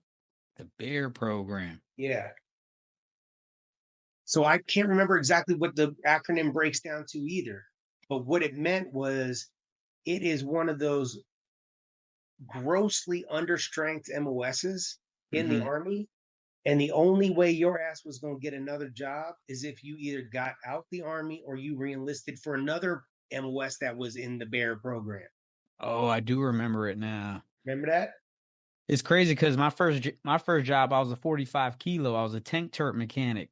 Okay. So I was down in the motor pool with all the 63 series. We were third shop, like third level maintenance. And trust me, bro, I get it, man. Oh, man, I hated that stuff. So anyways, but vastly different because I loved being a medic. Like I just absorbed it. And I'm gonna say this, and I hope people understand. Like, there's sometimes you may find a thing, a hobby you like to do, or a job that you do, and you can't make heads or tails of it. But for some reason, that thing just makes absolute sense to you. You know, everything about it just lays down for you. You comprehend everything so much differently, which makes your learning of that topic so much easier, right? Yeah. And that's how I found medicine. I learned how to strategize my career. Okay. And it's something that a lot of people struggle when they first come in the military that I've seen in hindsight. Well, I think people struggle because they're not taught that, right? Exactly. I had to learn that on my own too, just from Yeah. being around senior NCOs and first sergeants and the senior guys. And they Yes. started putting me on game and started teaching me that stuff. But that's something they don't teach you that right out the gate. No, they don't. And so I learned real quick that you never want to be a soldier who the Army is waiting on the soldier. You want to be the soldier where you are poised and prepared so that you're, as the soldier, you're waiting on the Army to tell you it's now time for you to be promoted. What was your most memorable moment at Korea? Meeting Dwayne Landry. Staff Sergeant Dwayne Landry at the time. He was a friend and or mentor at that time of a young man who I was mentoring, and who was a medic who, I was in AIT. Actually, I was in basic training and AIT with him. He was in both of my platoons. There's weird coincidence there too. This young man, young man from, like, I think he was either Iowa or Idaho. And he ended up going some other place in Korea because we both went to Korea, right? But we would keep in touch with each other. Mm-hmm.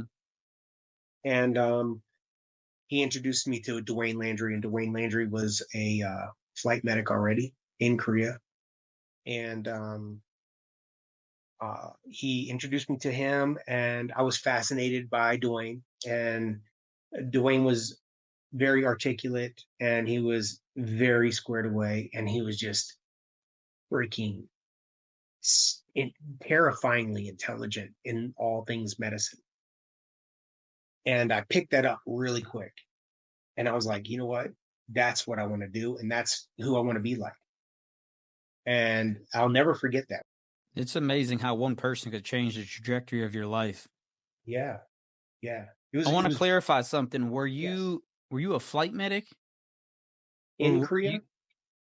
yes. So in Korea, no. Did you become the flight medic in Korea, or did you go somewhere else and do it?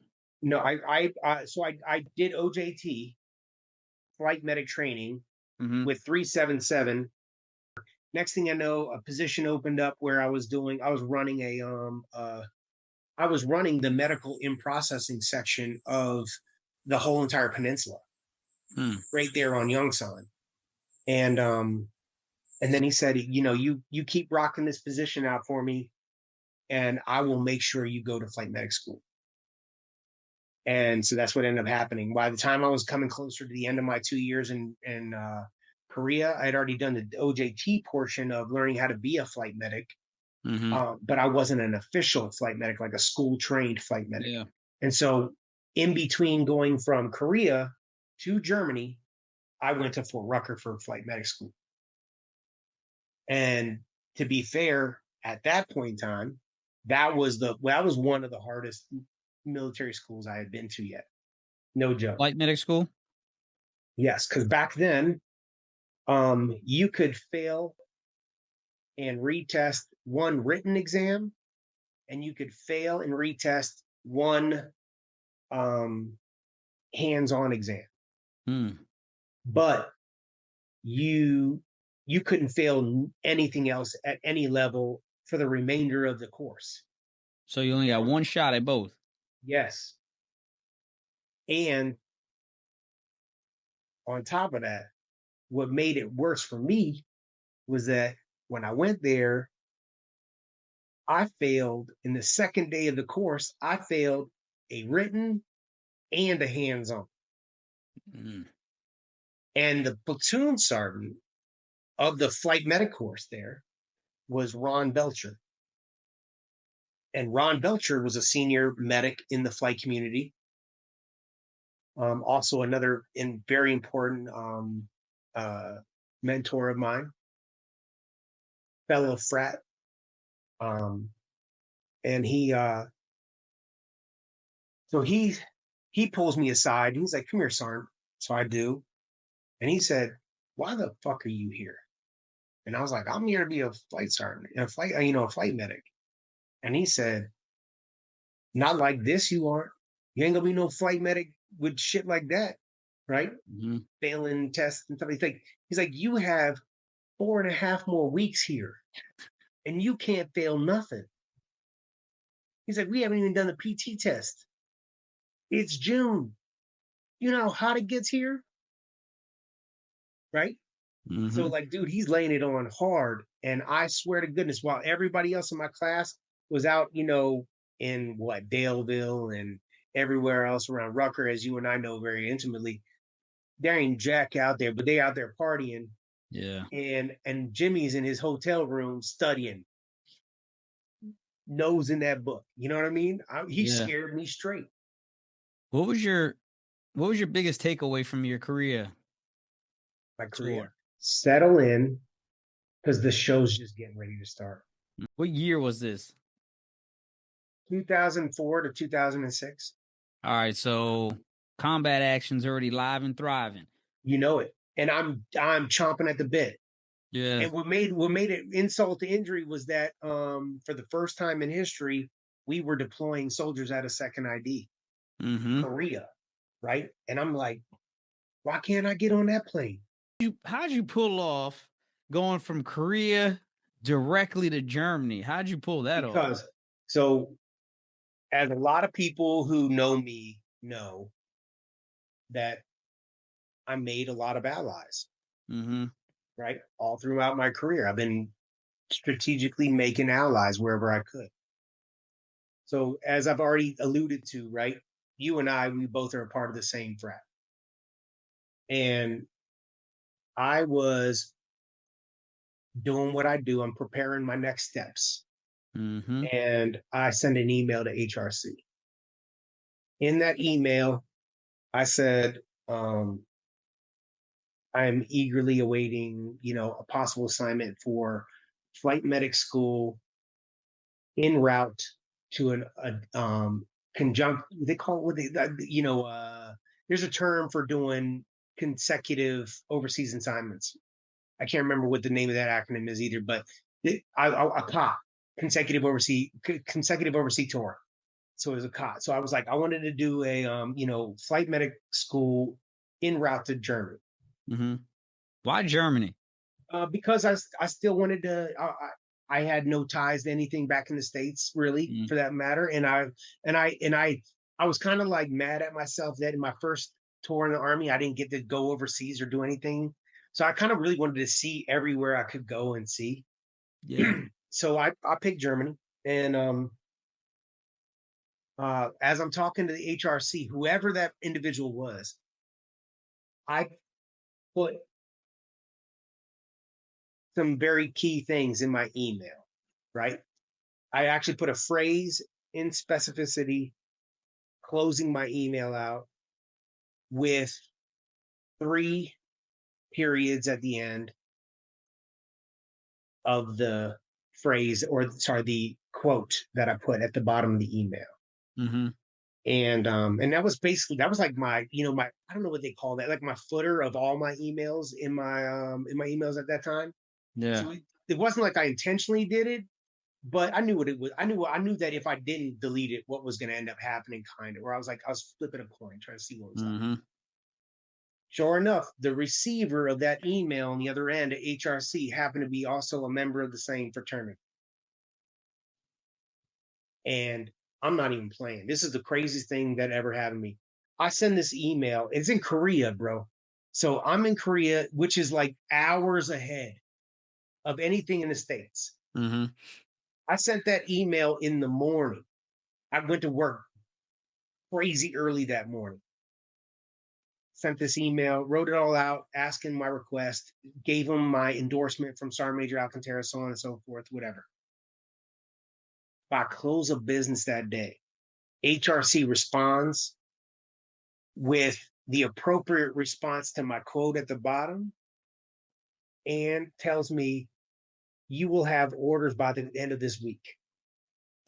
How Right. long were you in Germany for? Man, 06 to 09, late 09. So 3 years. Yeah.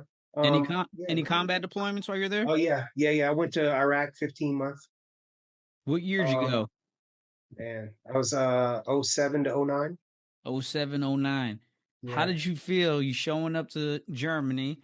Now Yeah. it's your opportunity to go to combat. I okay, firstly, I felt like I was ready for the experience. Mm-hmm. For the experience. I can't guarantee you I was ready for what it was about to happen to me. Mm-hmm. Right. And I got to Korea, and at that point in time, I had really, really started to begin my personal walk of trying to master my job, my craft. So Korea or Germany? sorry. Korea or Germany? It was the latter half of Korea moving Okay. into Germany. Okay. So I get to Germany and I start to meet other new mentors of mine who are going to help me into my next stages of my career as well. And these are people, men and women, who've been doing the job, the real job, had already been deployed maybe twice, Mm-hmm. some of them even more than that. And So I'm amongst what I feel like are giants. You know what I mean? Yeah. And I feel like I'm solid in my knowledge base and my application, but I'm eager to be tested. Make sense? Yep. And so I very humbly, I was just like, hey, look, man, I'm a low man on the totem pole here. I'm gonna feel my way around, ease into the culture, and then make more allies, and then we'll see where this thing goes. So I started getting really heavy into stands at that point Mm-hmm. in time. Really like learning everything I could about the helicopter, safety of the helicopter, the development of a crew member, and then pairing that with my medical knowledge. And so it was really fun. It was incredibly exciting for me. It really was. I was just like, man, this is amazing. Where were Uh, you stationed at in Germany? Launch tool. Launchstool. Yeah. Was there an That was aviation? There was an aviation unit attached to him. oh no, we were the only aviation unit in all of launch tool. Okay. It was back in the day. So back in the day, it was the 236 Medical Battalion. We used to be called the Two Dirty Dicks. And and I thought everything was gonna be freaking amazing. And then we go to Iraq and we were in Al Assad. And then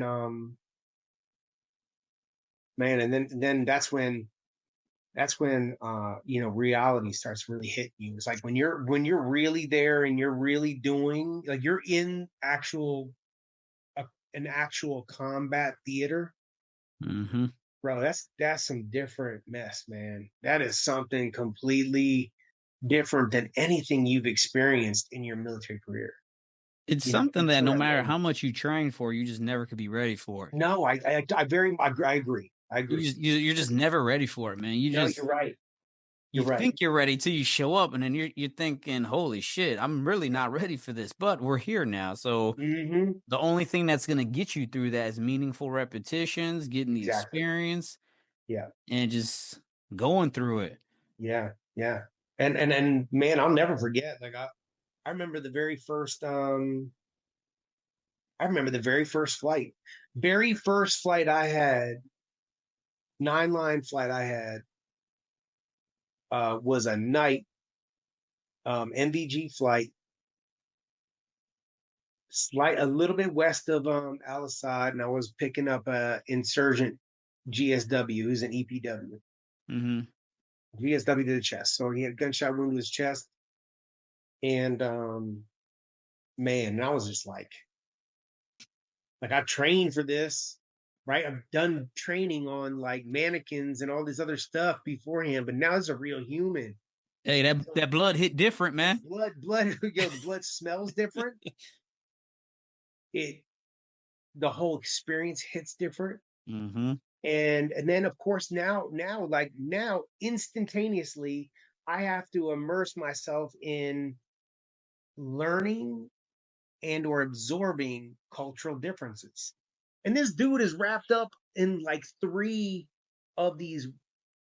I never even knew this was a thing, but like these three of these thick ass camel wool blankets. Mm-hmm. And I'm like, damn, son, it is already 115 degrees, and it's 9:30 at night, right? And I'm like, why is this fool in all these blankets, right? It just was like there were so many different things that were just happening all at the same Mm-hmm. time. I was like, I'm getting inundated with smells, visuals, everything, all this. Sounds because it's loud. Yeah, it's loud as crap. I can barely see anything. It's me, little old, Staff Sergeant Jimmy in the back of the helicopter, with a headlamp on, right? I'm damn near deaf, and I have no depth perception because of my stupid kazoo hat, my helmet. Mm-hmm. And it was just so frustrating, but I got through it, right? And then there was another, and there was another, and it just kept happening over and over and over again. And then, as you were saying, repetition. You do seeing the same things, learning to look for new things each time, or you realize it later on. And I actually had my first experience of long distance critical care transports in that deployment as well. I Mm-hmm. started pairing up with naval uh ICU nurses that would go on vented patients with me, for longer distances. And we had three original, total of four operational areas that our command was in charge of. So we had Al Assad, a place called AQ, Al Qaim. Korean Village was way out west by uh, Syria, and another place called TK and or TQ, and TQ was between Fallujah and Ramadi. Mm-hmm. And man, my time in TQ was no joke. That the stuff I was doing on the western side of Iraq was really like comparatively was really benign. It was like gunshot wounds and people being injured or whatever because they fell out of a bunk. So not a lot of things that were like too that demanded a lot of your medical critical thinking mind. But when I got to TQ, that was different. Bro, we were going on kinetic missions all the time, flying into Fallujah because then around that same period of time we had the second surge, Fallujah surge, and boy, it was bonkers out there. Real in Wild. the field. Oh yeah, real life crazy. And that's also when like the I guess you see Al Qaeda, they were getting, I mean, they were already bad like the entire time and well previous deployments before mine for sure with the IEDs and stuff like that. But they were getting their IEDs were like they were stepping them up. You know what I'm saying? They Oh were yeah, like their game was getting yeah, their game was getting super tight on some super IEDs, tight right? on IEDs, man. Oh, and so one night in particular, I'm off. I just got to so I was already at TQ, and one of my buddies was moving out to go back to Al Assad for a little while, right? Because we would rotate our medics, and I was a FSMT leader or NCO, and I got pushed out to TQ. So I'm there for a while. I was there for probably about 5.5 months or whatever. And my buddy gets pushed out because he was part of a previous FSMT that was just hanging around for a while. So he goes back to Al Assad, the flagpole, and my other buddy comes back, Billy Rains, and that's one of my long term best friends as well. He's a phenomenal medic. I strive to be like him in a lot of ways. He's just super smart. But so Billy comes on, and his duty day, he's about to assume his actual duty day. I am off, right? I have an off day. I'm basically on third up. So like we would have most of the time, most deployments, we would run a first up, second up, third up rotation. So you'd have three dedicated crews for three aircraft. And you had the first air crew was the primary aircraft to be called on any Cat Alpha or urgent patient for that 24-hour period of time. Then if that crew was either flying too much and going to wear out their duty day, you would call into effect second up so that the first up crew could take a break for a while and then be able to resume probably mission by the latter half of their 24-hour duty cycle. And then if all hell's breaking loose and both first out and second up are being flown to death, third up will get called down for missions. So I was kind of like that was my day off. Third up was usually always my day off. So I'm on a day off. I'm in the gym, jacking weight, and I hear on the radio, urgent medevac, 4 Cat Alphas, tank. It was Tank Trail is the name of the road where Tank Road or Tower Road was the name of the road where this IED had gone on. Unfortunately, that IED was a really huge, like 500-pound bomb. And I think, or the idea was, I believe, that the insurgents were trying to make a big enough bomb to have a great enough impact to actually penetrate or destroy a MRAP, because we just started getting MRAPs doing convoy routes. And the MRAPs are designed with a echelon sort of hull. And the reason for that angular belly on the truck is so that if they do have an explosion, the explosion hits the center where that sharpest point is, and then it dissipates outward, hopefully not breaking the belly of the vehicle and or killing everybody inside. Mm-hmm. So they devised this big ass super heavy bomb, and unfortunately, instead of an MRAP triggering the bomb, a Humvee triggered it. Damn. And it killed everybody in the truck. Well, I heard that Cat Alpha was going. I knew Billy was on duty, and it was 4 patients, and we didn't have in that time, we didn't have another medevac crew that could launch and go out with them, because we weren't doing sister ship medevacs, Mm-hmm. you know what I mean? Medevac missions. At Yep. that point in time, we were doing medevac gunships. So we were either flying with an Apache or a Cobra from the Marines. And Were they actually flying with you guys or just meeting you on station? no. Sometimes they'd launch with. A lot of times they would meet on station. Don't get me wrong, but yeah, more times from TQ, because we had Marine CH-46s and co-located with us. Okay. So they would launch with us for everything, right? So we fly out. We're just outside of Fallujah, this area called Tower Road. We get there, man. We got to land in the middle. This is a mission that, in hindsight, I didn't know it at the time, but this is the actual mission that broke my back, and like literally. So we land in this crazy, freshly plowed field for planting, right? For farming. And not dissimilar from how we farm here in the States, but in Iraq, they would plow these huge square blocks of ground, and then they'd have these gigantic irrigation canals that would border border the entire the plowed field. And where we landed was just right in front of one of those irrigation ditches. So Billy and I, they threw me on that aircraft so that I could be an extra set of hands for Billy, because there were supposed to be 4 Cat Alphas. We run about a quarter mile or so to a half mile or so down the road to try and find the Marines that apparently have these 4 patients.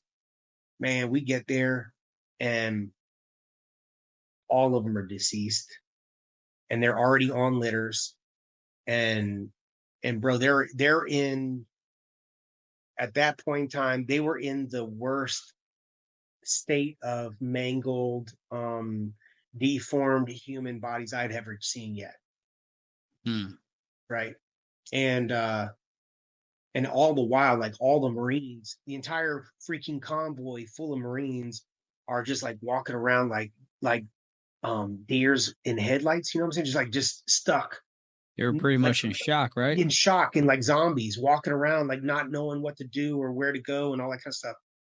And Billy and I would get there. They'd formed their own like casualty collection point with the 4 Marines on these litters. And anyways, we coordinate everything, and we get all of them to create litter teams. And the second we started giving them some orders and direction, then everybody started like snapping out of it, and they started like coming back to life. You know what I mean? They were regenerated, and then they were, not saying they weren't affected by what happened, but they could actually do something now that was effective, as opposed to being in shock.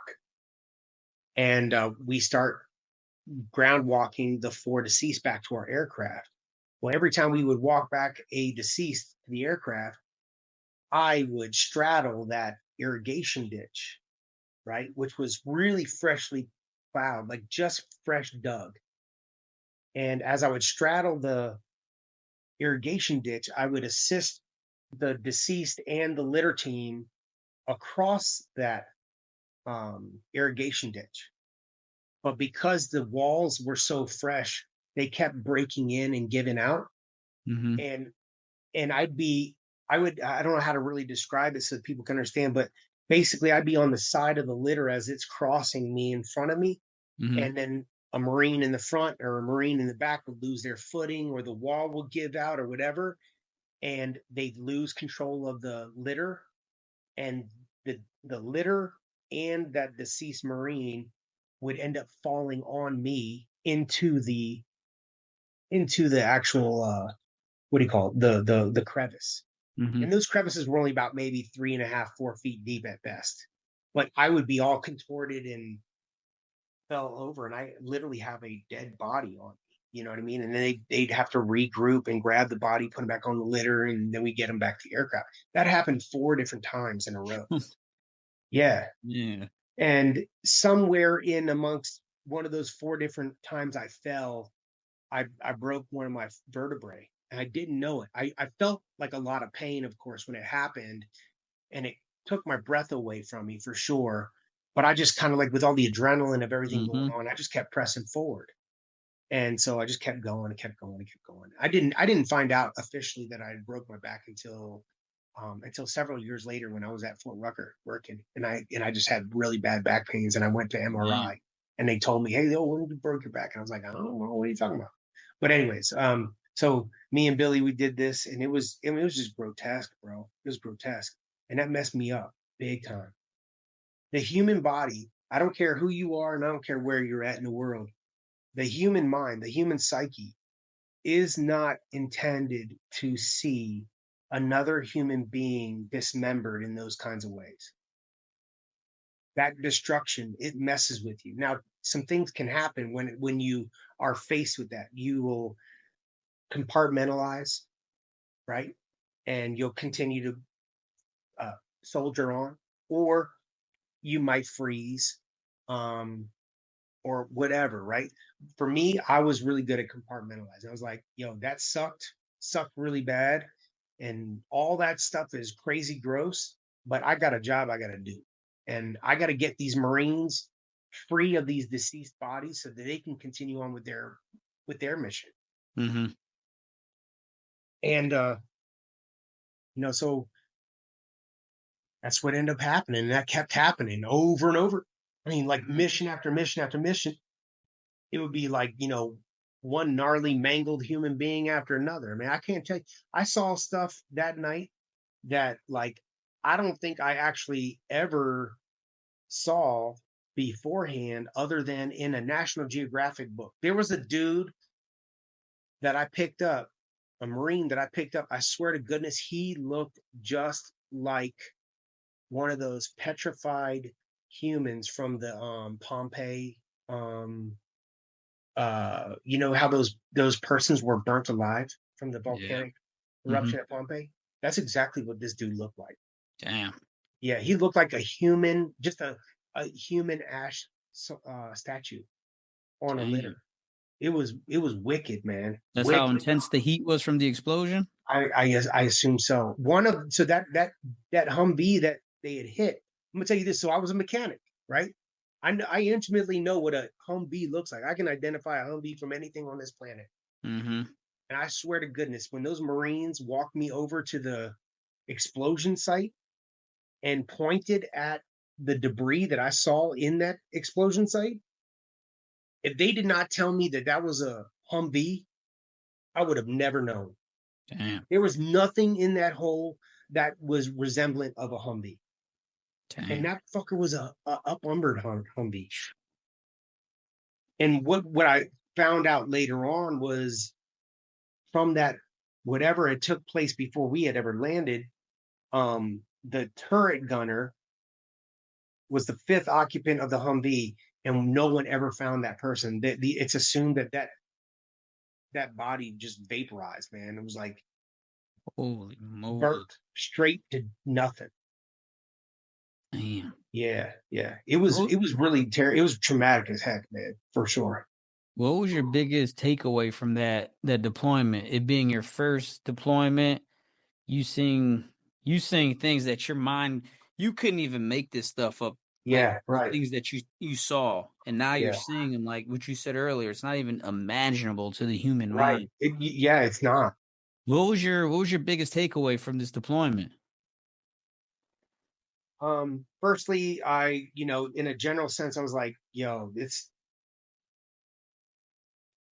I was brokenhearted because I was face to face with the actual cruelty that one human being Mm, can do to another. Right. That was my heart was broken over that. But I also knew in the same time or instance from that deployment that I was in the right job and that I was the right guy for the job. I don't know how to tell you why, but I think a lot of that had to do with the fact that um, the ease of my ability to be able to compartmentalize what I was seeing or experiencing and still continually being able to go back out and do the job again and again and again and again. I was like, man, either you can do it or you can't do it. You know what I'm saying? It's just that simple. And I have mhm. very close friends, previous flight medics before, who left being a flight medic because they could not do it. And I That's have tough. no It's tough, man. I have no hard feelings at all. Hmm. I respect them just as much as any other person that I've ever served with. You either can or you can't do it. And it's just that simple. And some of the people that can't do it, but they continue to push themselves further and do it longer than they really should be, those are dangerous people because at some point in time it's going to break them, and it Hmm. has broke a lot of my fellow brothers and sisters who've been doing it. But I remember very intimately we were this is between deployments, and we were, of course, some drinking and stuff like that involved, whatever. But we're hanging out at a lake, and he's like, I can't do it anymore. I just can't do it anymore. I can't keep seeing what I've been seeing. It's If I do, I don't know what's gonna end up happening to me. So I'm getting out of being a flight medic. I'm gonna put a flight packet in. Hmm. And I was like, look, I absolutely respect that. I respect you, and I want nothing but the best for you. And if you think changing career paths and going to becoming a pilot will be better for you, brother, do it. But do it just as fucking good as you did being a medic. And Hmm. and that's my dude, man. He's a good guy. How did you deal with all the trauma you dealt with when you came back from that deployment? I drank a lot. I think that's what I we was, all did, man. That yeah, was man. I drinking. drunk a Like, lot. I drank a lot, man, and I was really promiscuous for a mhm. long time. Well, there's something I learned. I learned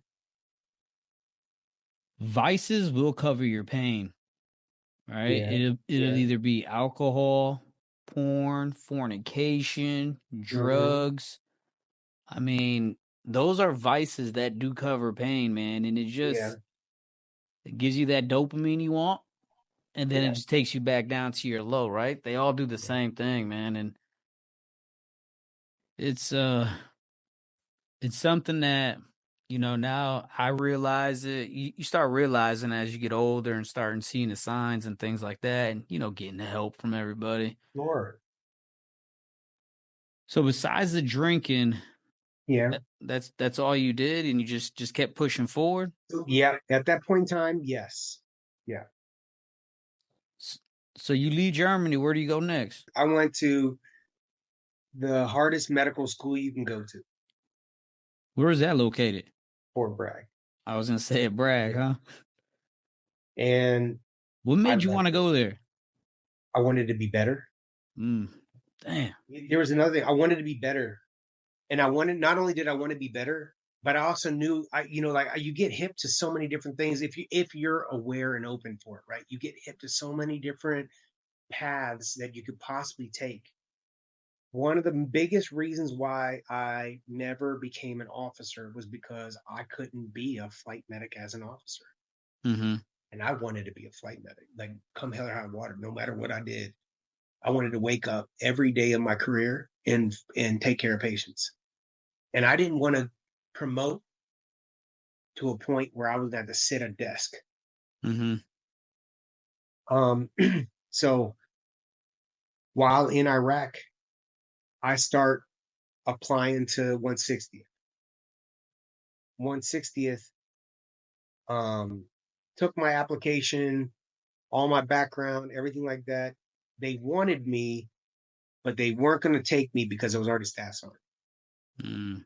And they don't, for medics, they take medics as young as a PFC. And they like to home grow them there for a while before they send them to SOCM, which is Special Operations Combat Medic School. Okay. And so that's how they do it. That's their thing. And so I was like, I want to do some more jazzy stuff. I wanted to continue doing my job. I wanted to do my job to the end of my career.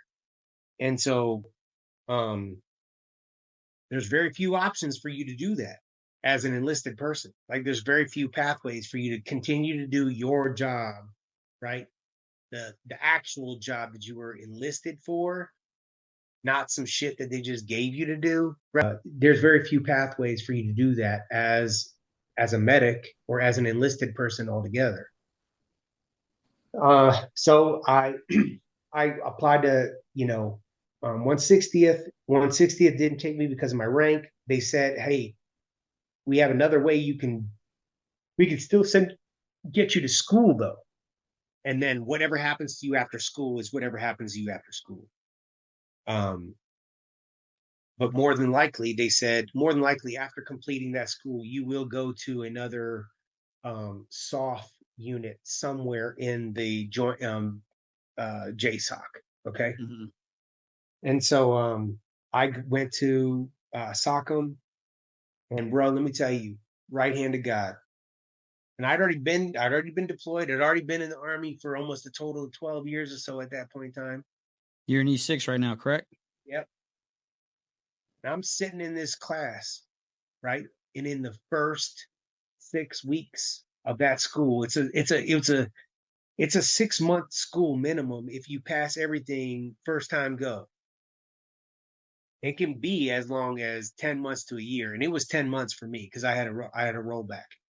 But in the first 6 weeks of that course, and it's all nothing but didactics, hard anatomy, physiology, pathophysiology, medical mathematics, medication administration. That's all the shit you're learning in 6 weeks. And I'm gonna tell you right now, I learned more in those 6 weeks than I had learned from anything else in my entire career. And I broke down crying one day at the end of class because I was so overwhelmed with the knowledge that I've literally treated hundreds of people already to this point. And it's a real strong possibility that I could have injured worse all, if not a greater majority of those hundreds of other people I've already treated by my lack of knowledge. Does that make sense? Yep. And I gathered myself again, and I continued to press hard in the course, and I continued to freaking just keep going. And I loved it. It was the greatest experience of my life. And what do you know, man? As soon as this school was done, 2 weeks later, it's about February 2010. At this point in time, I'm assigned to Charlie Company 6101. And 2 weeks after that, I'm in Afghanistan using all of this brand new knowledge that I got. You know what I'm saying? And it was fucking awesome. It was awesome. It was awesome because I was so much more prepared.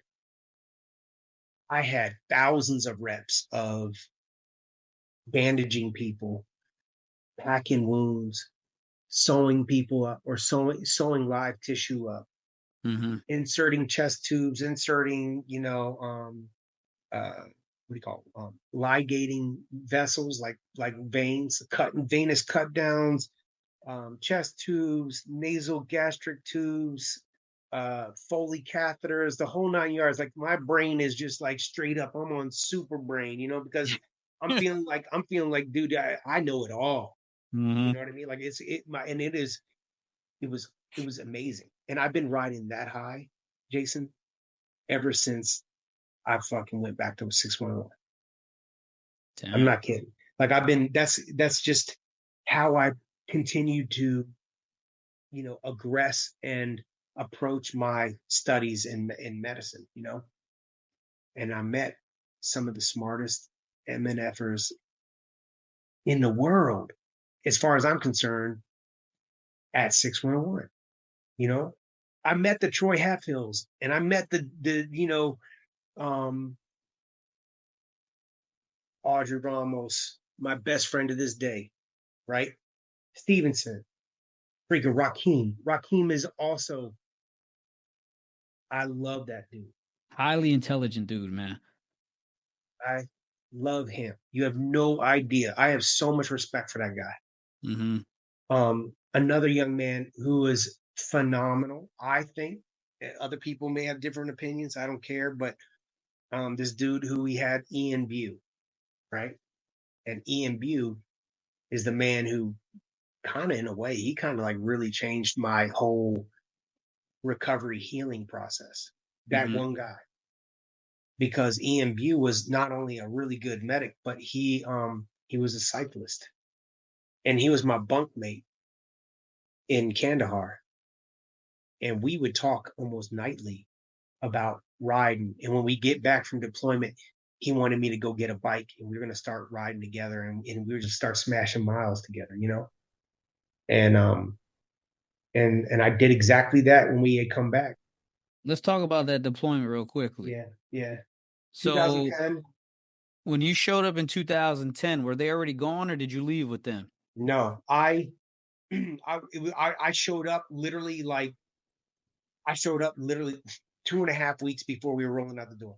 Where were you located in Kandahar? Initially at Kandahar proper, right there on Mustang. And but then I started like I call them like the heavy hitters, right? Like your top dudes of the unit would get pushed out to like Dwyer or Wilson, some of the real kinetic areas of the battle space at that point in time, Helmand area. And we had another spot called, was that Ramrod? Do you remember that? I wasn't there in 10. Oh, you weren't? Okay. So yeah, there's a little cop, I think it was called Ramrod. Yeah, it was Ramrod, Spiker, Wilson, Halsmadad, Dwyer, all these other little spots that had just, I mean, the insurgency was just crazy, right? Snipers freaking picking dudes off all the time. It was bonkers, man. Dude, I'm telling you, that deployment, bro. How was that compared to your Iraq deployment? That was times 10 in comparison. Everybody says that 2010 deployment was rough, man. It was, bro. That deployment, dude, we first up and second up would earth out almost on a daily basis. Damn. Yeah. It would be nuts, man. Like I remember for a fact. I remember one time, dude. No, this happened all the time. It would be nothing for us to start mission 7:00 in the morning, for your duty day, and have to mandatorily go down by like 1:30, 2:00 in the afternoon if you were on first up, so that second up can continue to take their whatever remaining, 9 lines or cat alphas were coming in. And then first up would be right back at it by like midnight or by midnight. And we'd fly through the night. Damn. I mean, 9 line after 9 line after 9 line. Dude, I'm telling you, I used to have, a lot of people think I'm always BSing about these numbers, but like it's actually not an inflated number. You, on a 12-month deployment, you could easily, as a singular freaking flight medic in a 15 medic flight company, you could run over 300 missions in a 12-month period of time. That shit's psycho. And you just one dude. That is a lot. I know And Dwayne so, was talking about that in his episode, man. During that 2010 deployment, he said he flew yeah, about 500 hours for medevac. That's yes. outrageously high, bro. So Dwayne, I don't know if Dwayne talked about this, but I love that dude too, man. He's a solid freaking pilot. Mm-hmm. So Dwayne was flying. We were in Dwyer, and I get a 9-line, and I think you remember Amy Bauer. Mm-hmm. And so Amy Bauer was was my PL out at Camp Dwyer, and I have Gary Fiddler on the back with me as my crew chief. We get called out to another IED incident, way out in the middle of nowhere. We have enemy inbound. So we're about to have they were already troops in contact when we were called.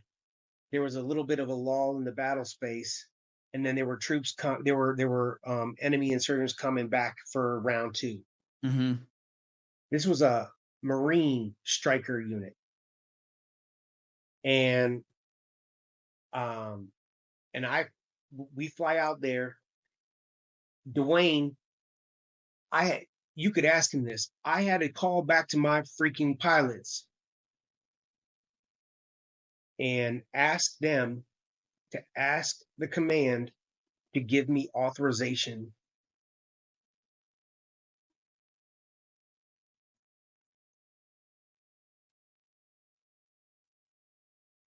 to dismember a Marine, just so I could get him out from being pinned in his in the turret of his striker. And there's a whole, perimeter setup, defensive perimeter setup. And these dudes are already like the defensive perimeter is already starting to take inbound fire. And I'm trying with all my might to figure out how in the world I'm going to pull this young man out of the turret. He's already deceased. And he's so pinched in there, right, by the internal cavitation of the inner hull of the truck. I can't. I got like 6 or 7 Marines trying to help me pull him out. We can't get him out. And I'm thinking the only way I can free this body from the vehicle and take him, back to Camp Dwyer or whatever, and let those Marines continue to engage the insurgents, whatever. I'm thinking the only way, there's only one way I could think of in the moment. I was like, yo, I'm gonna have to freaking cut him in half. If I cut him in half, I can at least pull the upper torso out, and then I can go into the turret and remove, the lower half. And bro, it was freaking me out just to even say that over the radio. I'm like, because they were like, Jimmy, you got to go. We've been on ground for too long. I'm like, it was bad, bro. Mm-hmm. And then Dwayne calls me over the radio and he said, Jimmy, try this. Have one of the other strikers pull around and put a tow rope, because you had those crazy long ass ropes, those real big ropes with the loops on both ends. He's like, put a turnbuckle on that, link it to the top of the because it was up on its side, the LAV was, and so he said, have them pull it back down onto its wheels, and if you pull it back down on its wheels, maybe hopefully the internal cavitation will reflex back outward. And sure enough, work like a charm. Jim, you want to hear something crazy? What's that? If you listen to Dwayne's story, he talks about that story you just told me about. Oh, is that right? Yep. He talks about it. And he told me that he said exactly what you said, that you were about to cut this young man out, cut him out. I was like, I Yeah. said, wait a minute. Dwayne, you mean get the jaws of life and cut him out? He's like, no, physically cut this dude out. Yes. And he was like, I couldn't let him do that. So he told you, he just said what you said. He told you to Yeah. have him flip it over. He Yeah. flipped it over. The dude came right out. Yeah. Dude, let me tell you, man, I was like, and I was sitting on top of the LAV on its side, you know, Mm-hmm. and man, and and all the while, bro, this young man's face, his dead, lifeless face, his eyes were open, and he's staring at me the entire time, and I'm thinking to myself, I'm like, how am I gonna cut this human being in half, dude? And I was like, I'm gonna be fucked up after this, right? Like that's all Yeah, was going bro. in my head. In I'm that like, moment, I was fuck. like, yo, I'm gonna be super I'm already fucked up, but I'm gonna be super fucked up then. And I was like, and I'm thinking to myself, I'm like, but that's the only way I can get these these Marines back in the fight.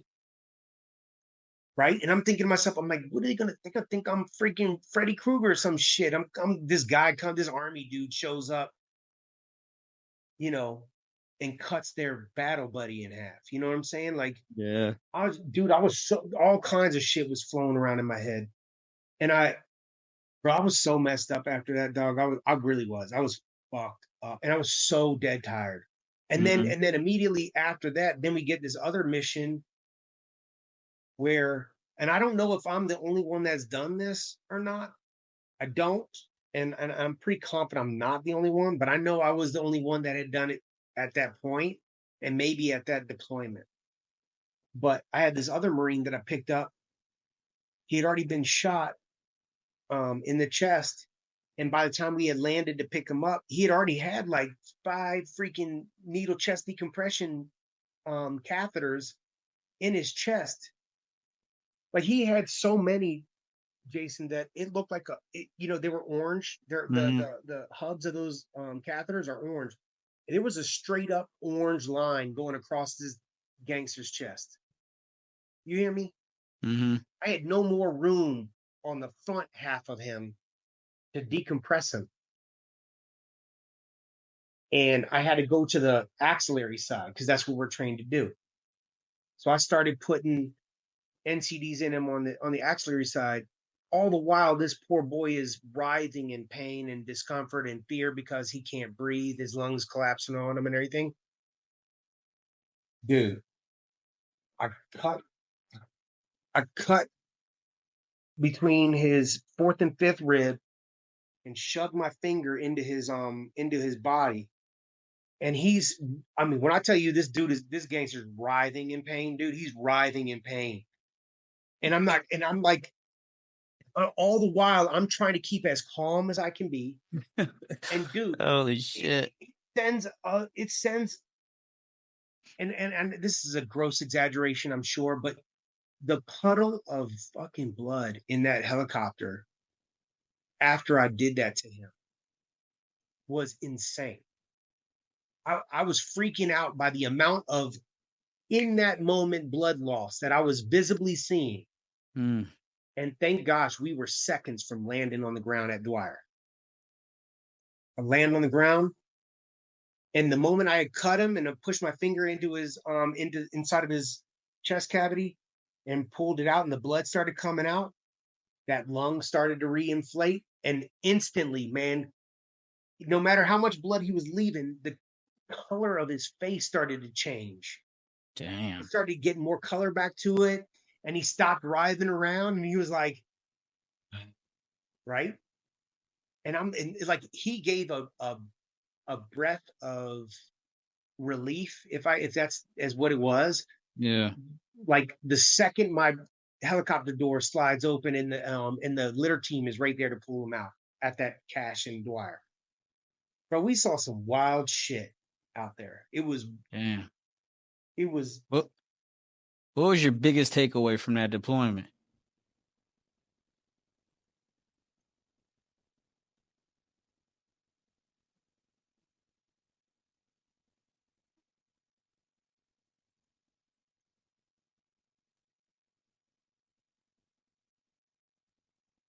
man. Uh, from that deployment in particular, I was like, yo, life is too short.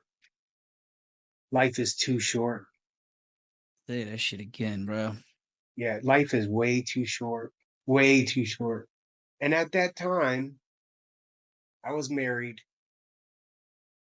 and I was going through some struggles with my wife at that time.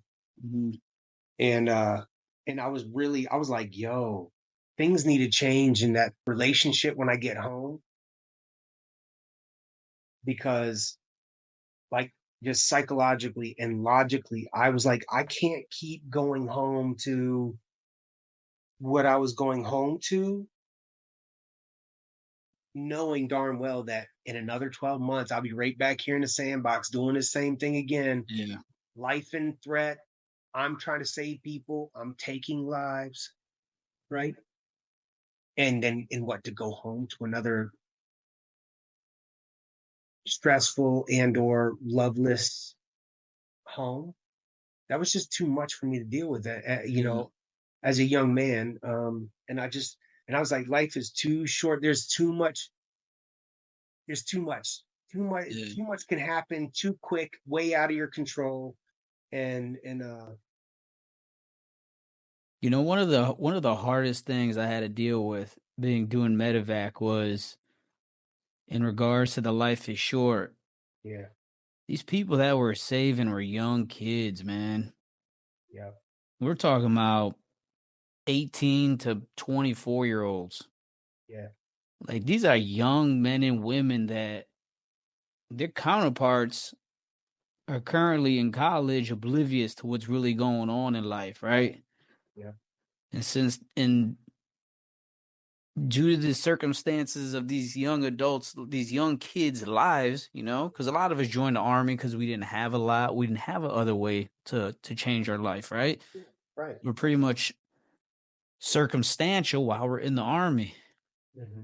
And then to see these young people just perish, man, and you got guys like you and I that are fighting tooth and nail to keep them alive, and people are just at home oblivious to what's really going on to these Yeah, children, man. Kids, yeah, these are kids. Like I have a 24-year-old son. right. You Yeah, know what I mean? yeah, I think yeah, that's one of the hardest things to deal with. yeah, I think that's one of the biggest things I always struggle with every day. That I think a lot of Americans don't realize the sacrifice our military makes.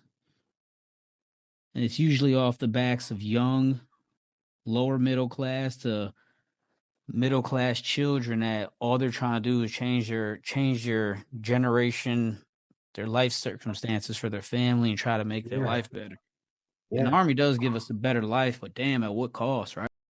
yeah. Is that cost actually worth it? I don't know, honestly. I won't know until I have my blessed day where I'm able to ask my maker, hey, Mm-hmm.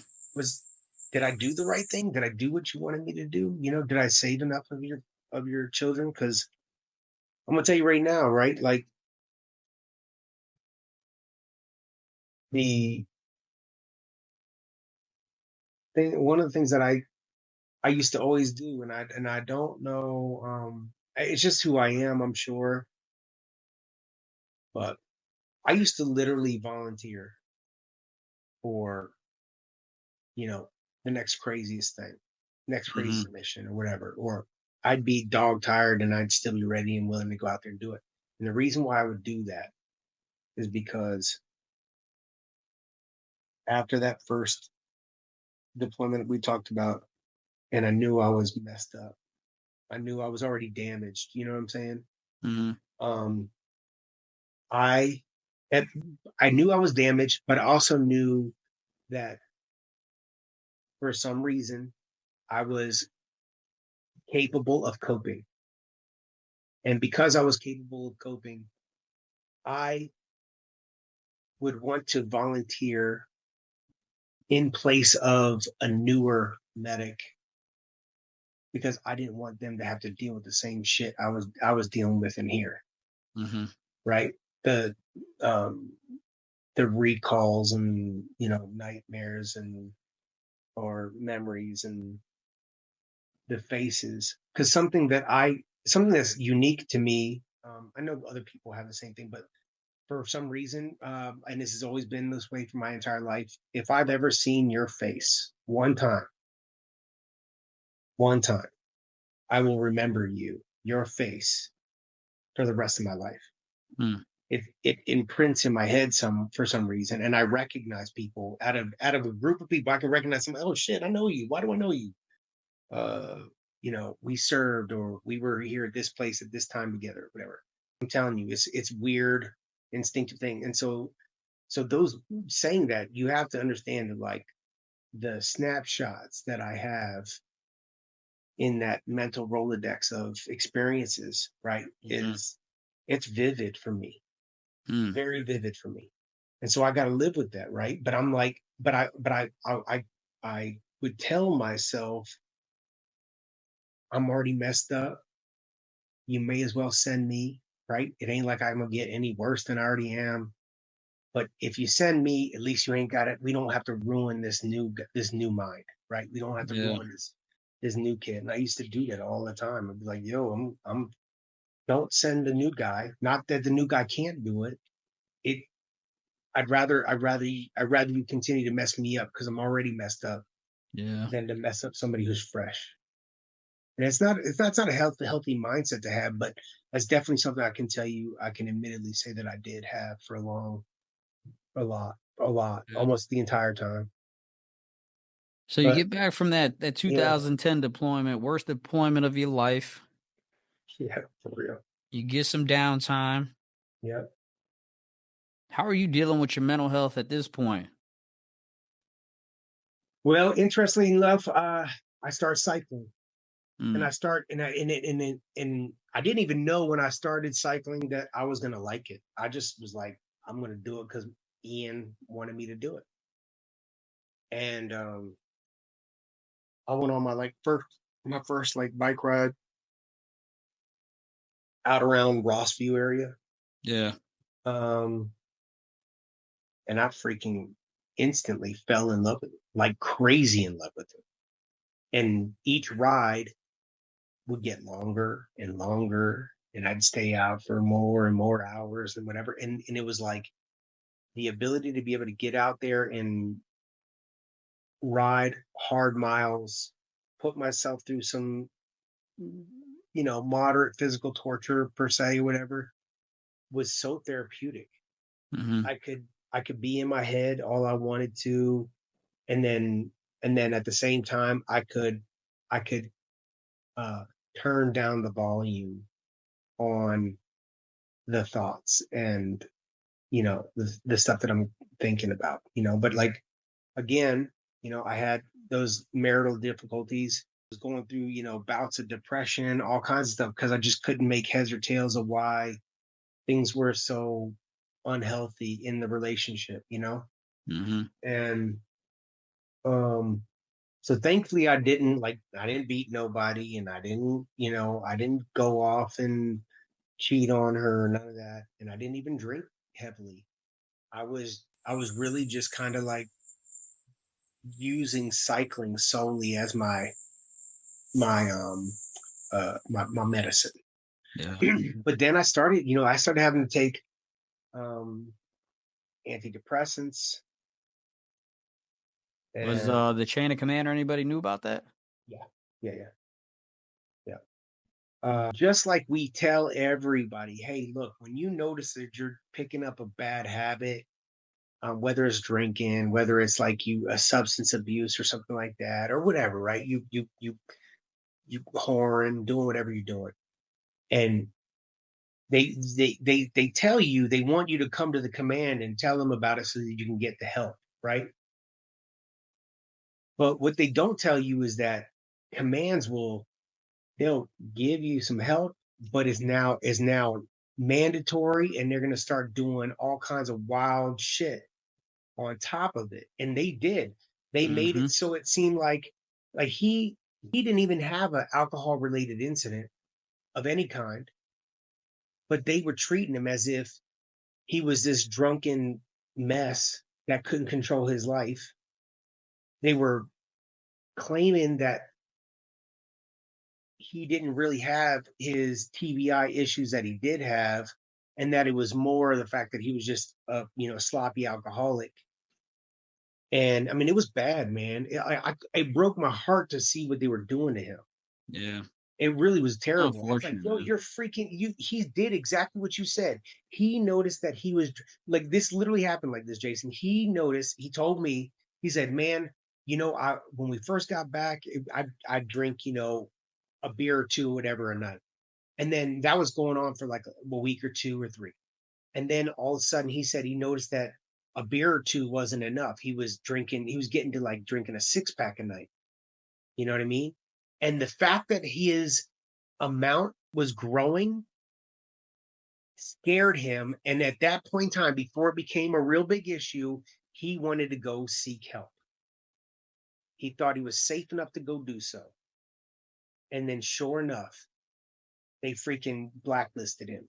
Shit it all over, man. Yep. Sent him to the UWTU. Then they Damn, freaking man. ostracized him, bad mouthed him, gave him a bad name. And so it just became a big old mess for him. And it was terrible, right? This guy could not, he had uncontrollable neurologic tremors that literally made him unsafe to ride a bicycle, man. And then Damn. they trying to tell him that it's all fake and that he's more just a drunken mess. And I was like, yo, that's fucked up, man. That's terrible. Man. That is fucked up. Right. How did you feel knowing that you had to deploy again? I was kind of happy, to be fair. Yeah. How Yeah. many how many total deployments you had? 3 combat. 3? Yeah. Yeah. So it's safe to say that 12-13 was your last deployment. It was, yes. Now that 12-13 deployment, what was that like for you compared to the last 2? It was comparatively, it was kind of a cakewalk. And Mhm. it was a cakewalk because it wasn't as kinetic, Mhm. right? Shit, I remember I pulled my weapon once in that entire deployment.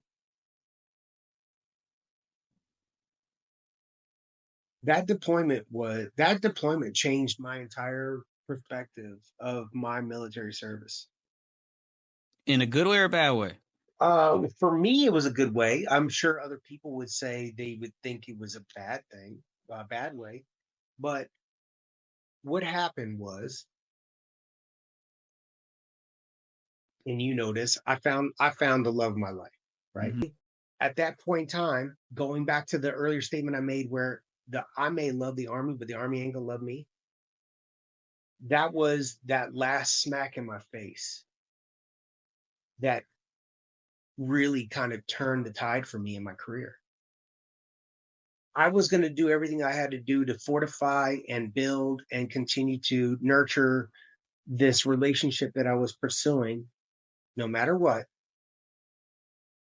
With what I know in the military, I never Yeah. put anything past anyone, bro. No. Nothing. Nothing, nothing, nothing.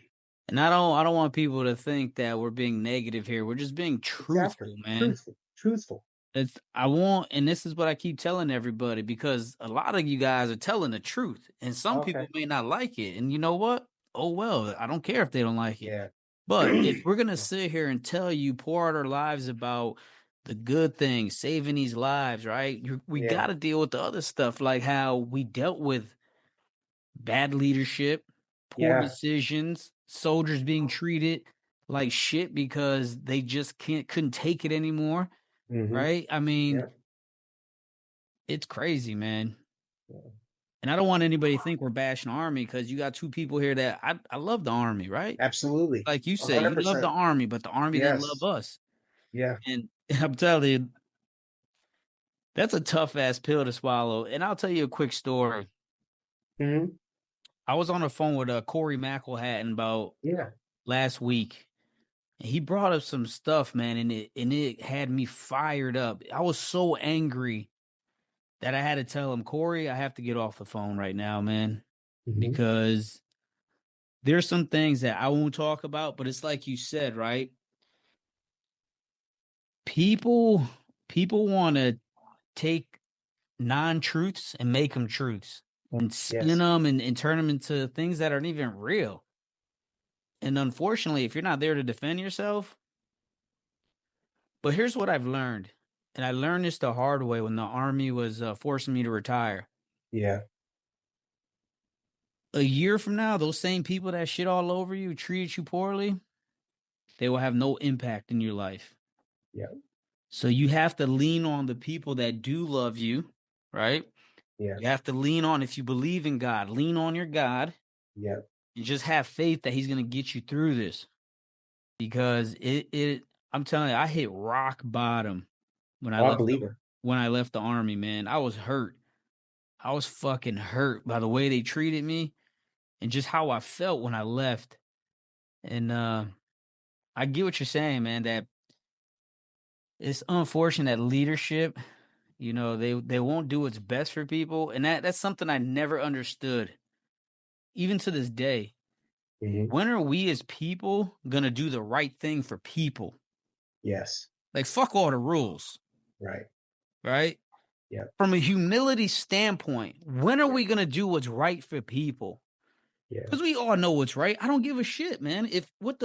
I get it. If someone's doing something crazy, but a judgment call, come Yeah. on now. Yeah. I can't even buy that, bro. So Yeah. after that deployment, Yeah. after that 12-13 deployment, Mhm. what did you end up doing when we got back?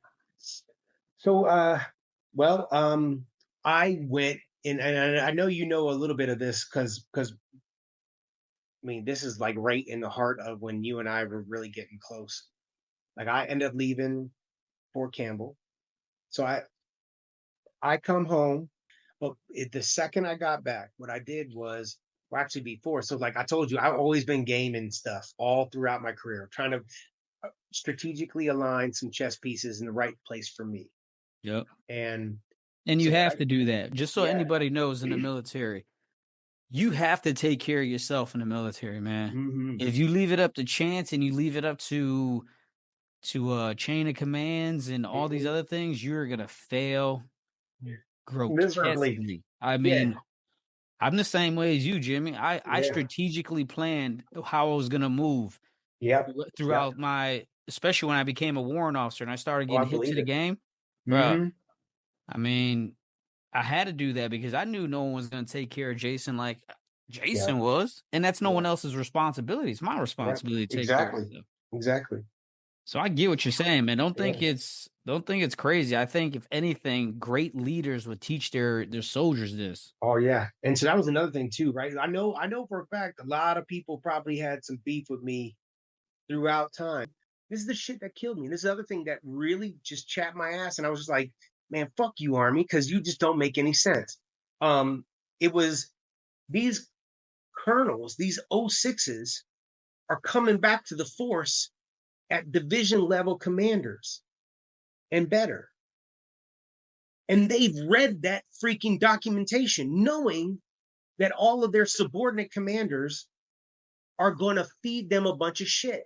Mm-hmm. They just know it already. And they can't even help themselves. In spite of them knowing that those commanders are giving them fucking a bunch of fake information, right?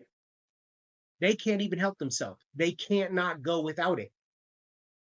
And so they never do anything about trying to fix it. Damn.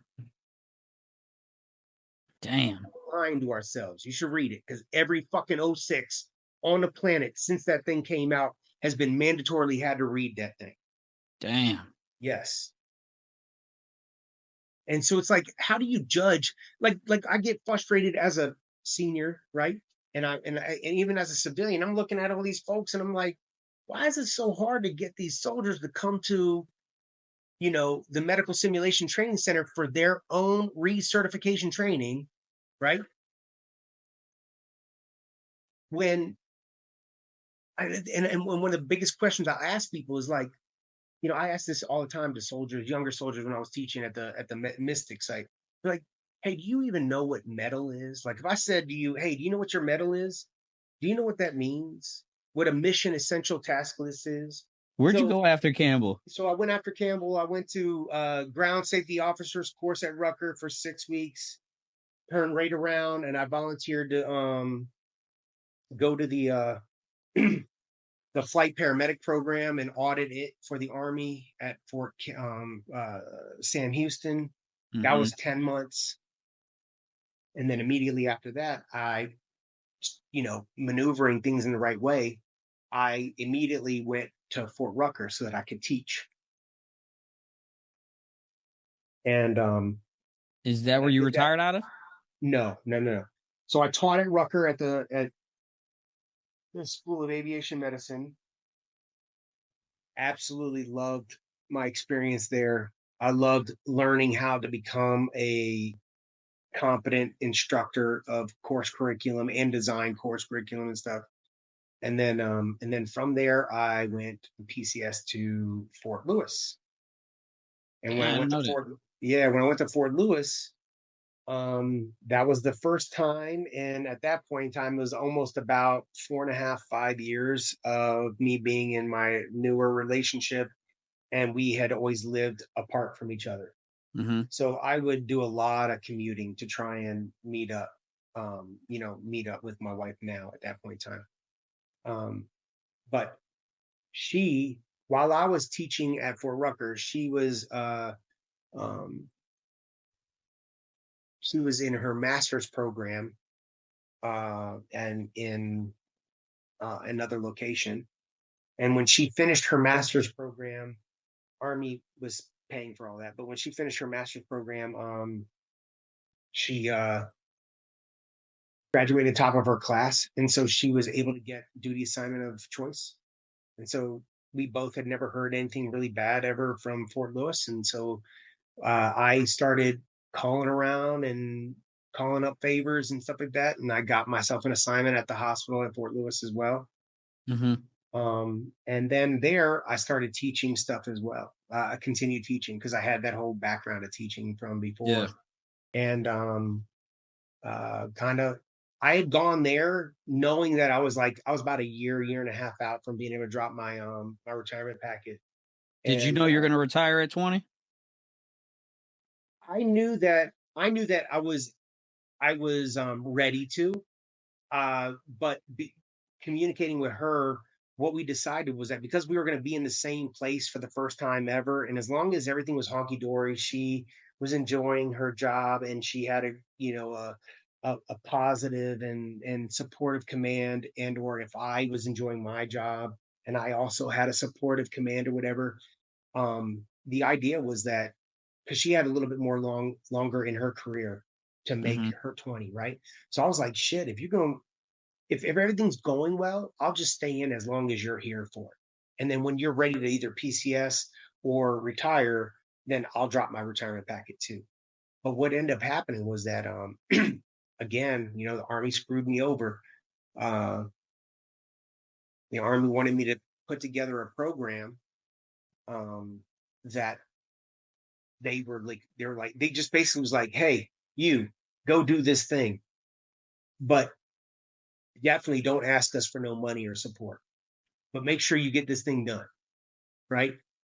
And so they drove me mad for about 6 months creating a program that I taught. And then when I gave my gap analysis and my after action review on how that course went, they didn't hear nothing about where I saw that the program was failing. They didn't hear any of that. All they heard in their ears was, um, this we can't do this. They didn't want to hear no. They just wanted to hear yes. Hmm. And they weren't hearing me for the data points that I was given to them. More Right. lies? Huh? They want to hear more lies? Of course they want to hear more lies, right? So how are you gonna be like? So this is the problem, right? So you go to Fort Rucker. One of the most beautiful things about Fort Rucker, I don't know if you experienced this when you were at the SEER school or not, but and at USASAM or the School of Aviation Medicine where I was teaching, we learned everything about course development Mm-hmm. and POI development Mm-hmm. and execution of POI. We learned it all the inception of a program to the actual birth of a piloted program, right? So when I got to Fort Lewis, and the sergeant major of the hospital was like, "Hey, we got this thing. We want you to do this, that, and the other thing." And mind you, I arrived to Fort Lewis in August. Were you Okay. still at E6 at this time? No, no, no. I was already a sergeant first class. Okay. I got promoted to sergeant first class while I was in shit long before then. Long before that. Is sergeant first class your last rank? It is, yes. Okay. Yeah. So what happened there was that I go to Fort Lewis, sergeant major of the hospital saying, "Hey, we want you to create this course to attack this thing that we're seeing as a problem within the medic CMF, right? The 68 whiskey CMF." And so I was like, "Oh shit, okay, well, all right, whatever. I got some ideas and I'll put some things together and we'll try some stuff, right?" But what I told him immediately, I was like, "You're really putting the cart before the horse here." And I said, "But the real big problem is that this is August." I said, "You had review and analysis for your upcoming fiscal year 2018 budget 3 months ago. And it's really cool that you tell me that you have this multi-millions of dollars to spend, but that's not exactly true, killer. You can't spend money that you've already allocated for other departments because that's fraud."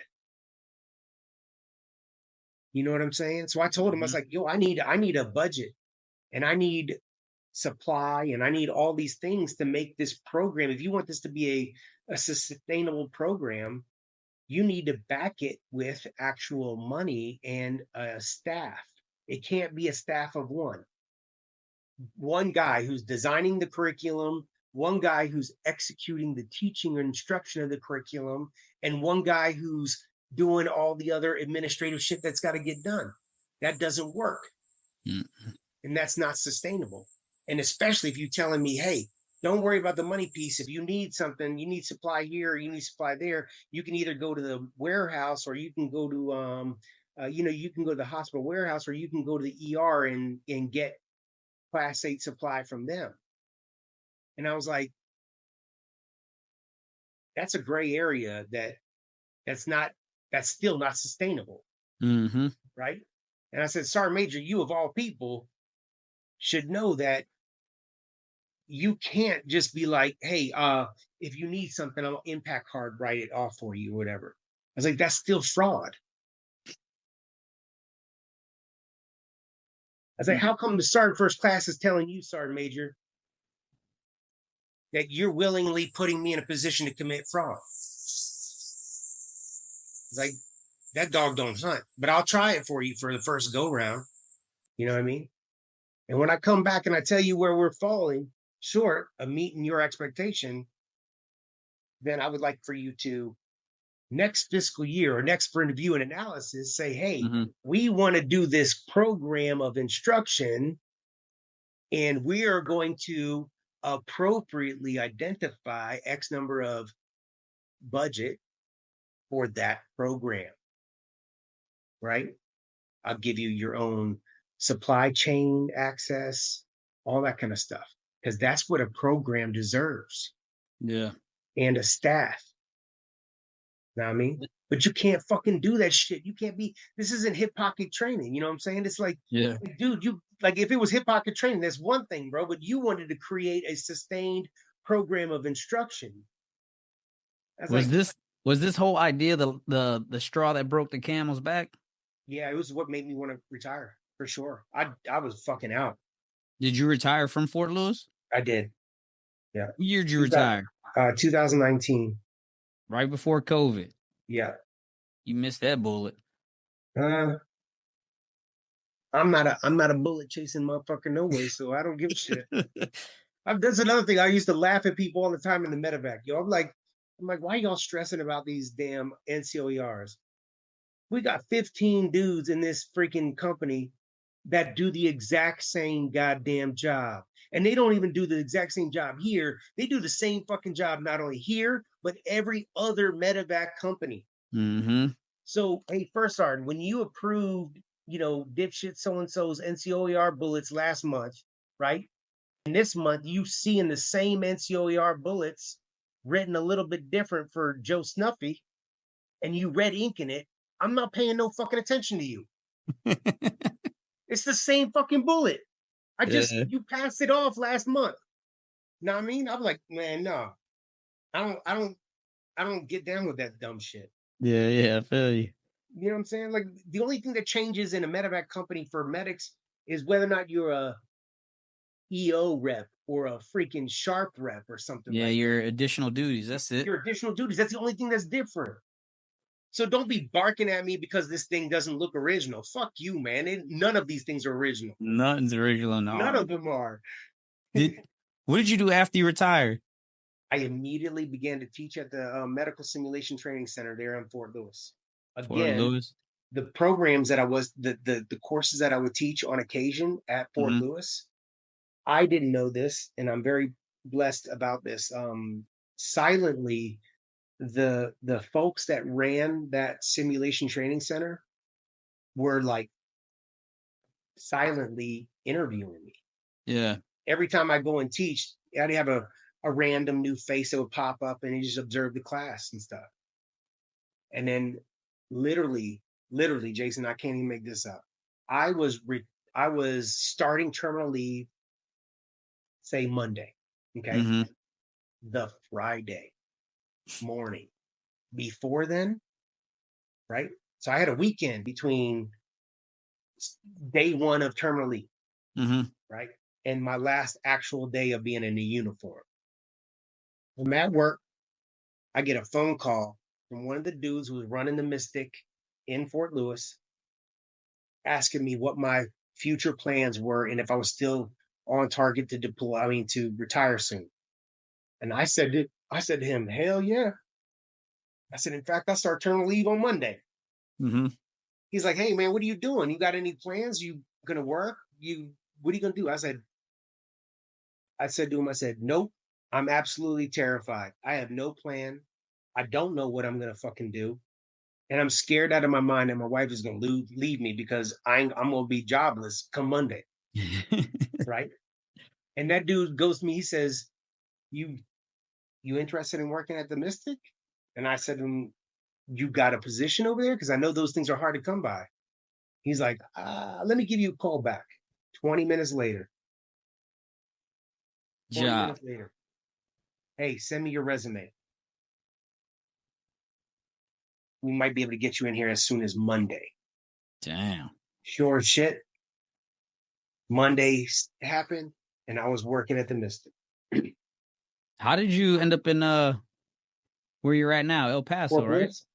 So my wife was coming up on her last PCS of her career. And within her marketplace of available duty assignments that she could get, one of them opened up here at William Beaumont.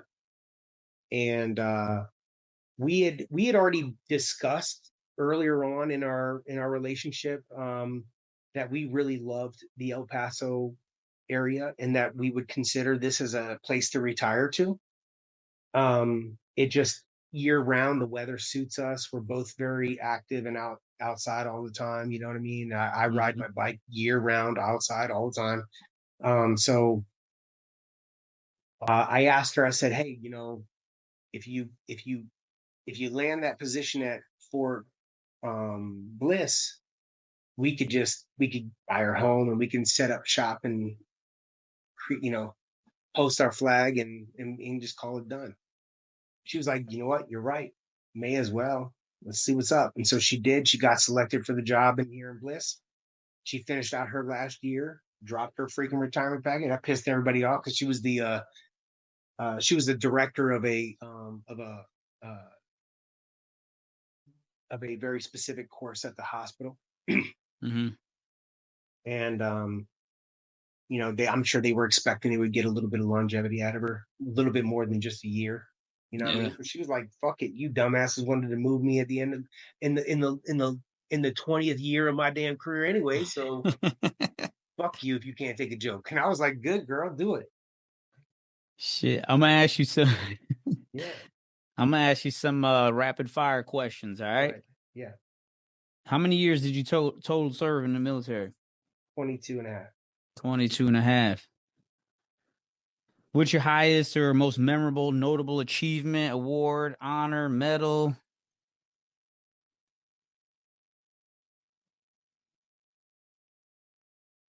Combat medic badge. That's a good one. When you realize combat changed you, and now that you're retiring, what are you doing now to make sure you stay in alignment and make sure that you stay the course of keep, working on yourself and making sure you don't slide off the deep end? Uh, so I'm still very avid in my involvement in a nonprofit organization that I've been a part of for well over 14 years now. Um, I I help other veterans through a program called Project Hero, um, with their rehabilitative or resilience and health after their term of service, whether it was they were medically retired or just regular retired, or they finished a just a tour. You know what I mean? A normal gap of service time or whatever. And those firefighters, police officers, and first responders, right? I am a part of a program that we take these individuals who are suffering from both physical and emotional or invisible traumas, right, that are Mhm. impacting their lives and their families, and we take them on these rides where we take them on week long rides. They ride, sometimes anywhere between 350 to 500 plus miles in a week, Mhm. right? And it gives them an opportunity to talk with other servicemen and women who may have had similar experiences, so that they can help a get that stuff off their chest, but b know that they're not the only one dealing with the demons that they are, that they have. Um, and and then also what we've also found is that if we exhaust them significantly, as most individuals do when they come to these events, they actually decrease and have a notable you know they have a notable they don't rely on their medications as much, Yeah. because they're so exhausted by the end of the day of the physical activity and the interaction with the other humans and stuff like that, that they're tired enough to get a good night's sleep.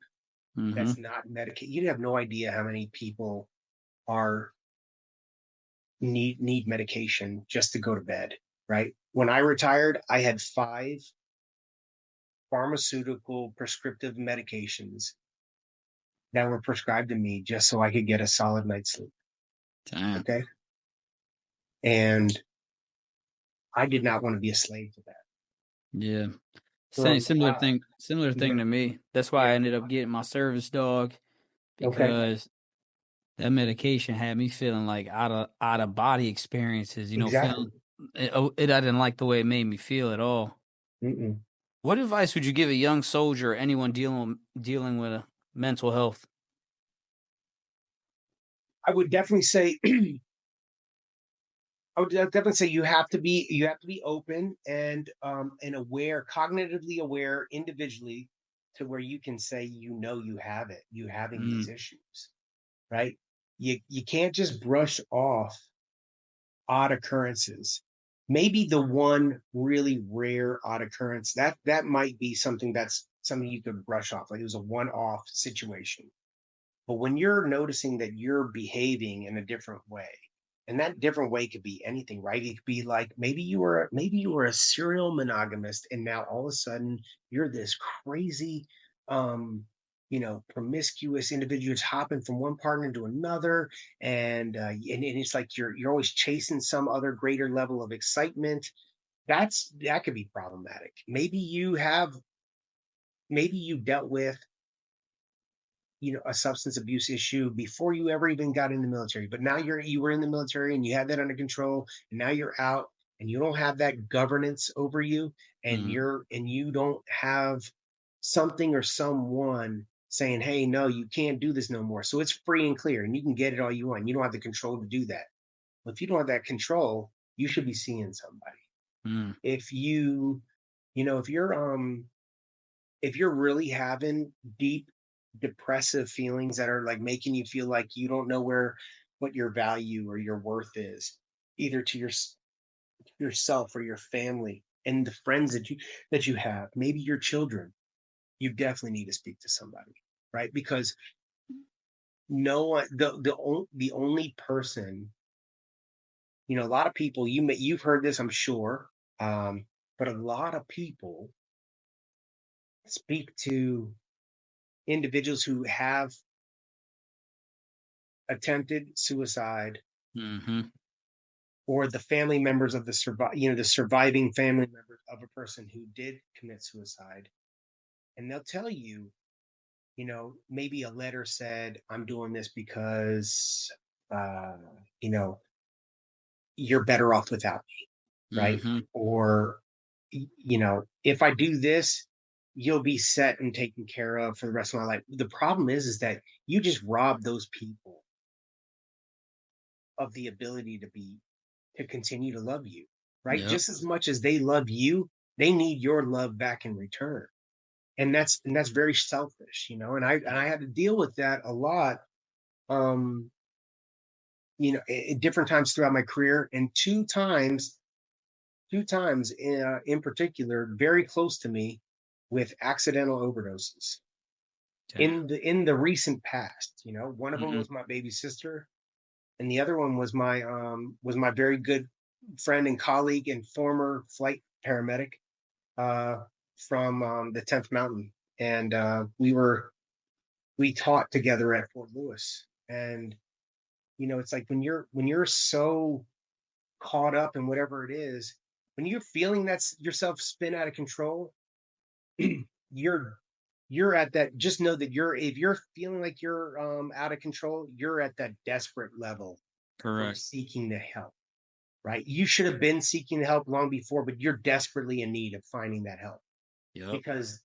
you have no idea how quickly, or just how traumatic that loss to the people around you. It could be your kids, it could be your parents, it could be your, whatever surviving family you do have, it could be your girlfriend or boyfriend. It doesn't matter who it is. You have no idea how impactful that traumatic loss will end up being on the survivors of, What is the happiest moment of your military career? my retirement. My That's a retirement. good one. And the What reason keep why I say my retirement is because I was wholly content with my personal service Mm. and what I had accomplished throughout my term of service, Yeah. right? And then not only that, like, I just knew, you know, um,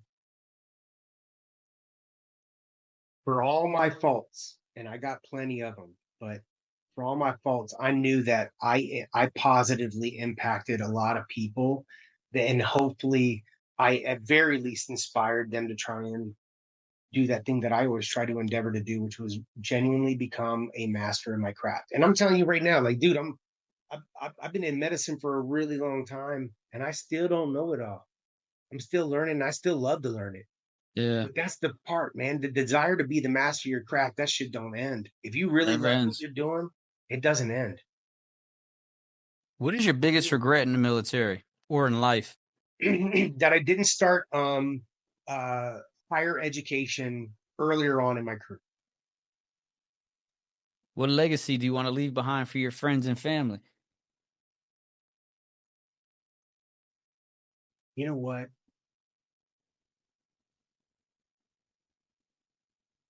I fell short of this a lot, but I also succeeded a lot.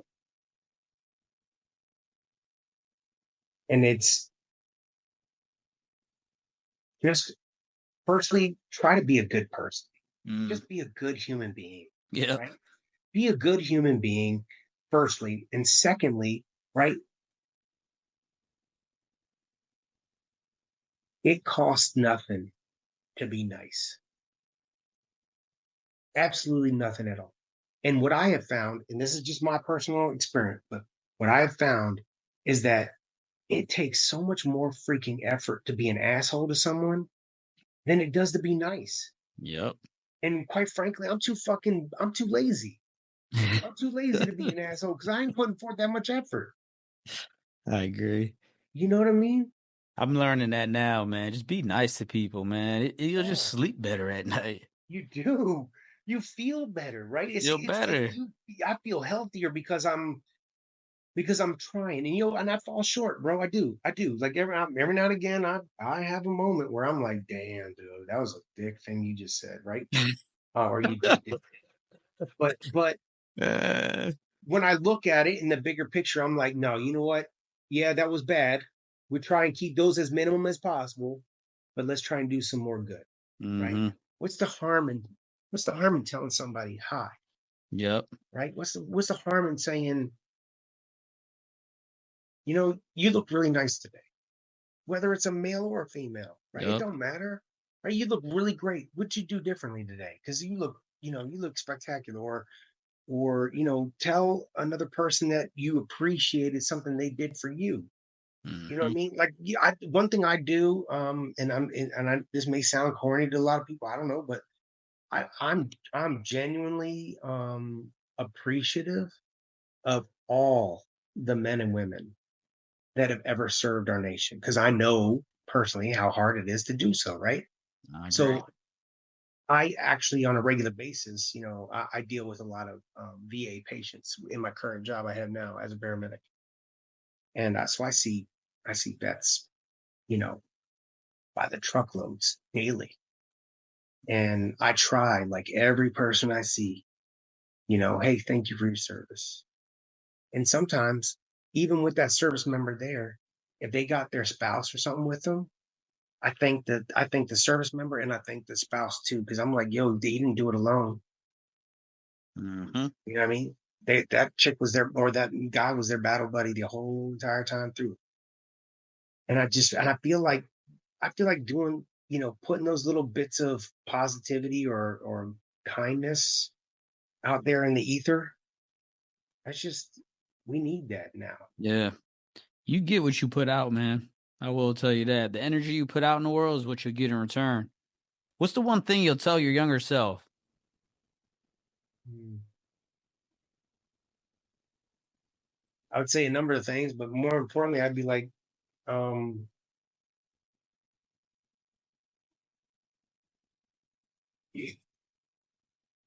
I genuinely wish I could go back and tell myself to save myself for marriage. Mm, That probably doesn't sit well with a lot of dudes or whatever or people in this world, but I don't care. it's your After story. after after what I've learned and what I've been through in all my life, whatever, like there's a definite reason, whether you believe in the Bible or not, there's a definite reason why the Bible says cannot, you know, um, not have sex before marriage, right? Hmm. There's a reason for it. And the reason isn't just to be telling you not to do something. The reason is because there's beauty and there's longevity in the naivete of both partners if they come together without ever experiencing somebody else beforehand. Mm. Let's spend the last 10 minutes talking about your project you got coming up. Sure. What's up? Or what Your would you like to know? Or would you want me to just talk about it? Yeah, let's just talk about it, like your goals, what we're trying to do, what we're trying to accomplish for you to make these goals happen, and just share with everybody what we can do. Heroes have wings to Mhm. help you reach those goals, so you could be successful in is July, correct? Yes. Yeah. So in July, I'm a staff member, a volunteer staff member of a nonprofit called We Are Project Hero. And one of the trips, we have three of these major challenge trips this year. First one's in May, and that's in Texas. week-long cycling trip. And then the second one is in July. That's in Europe, starting in Germany, ends in France. That's from July 17th through to July 28th. And that's the one where I would really need some help or assistance of people who feel compelled to do so. And so what's required is that I need to I need to raise some money to donate to the nonprofit.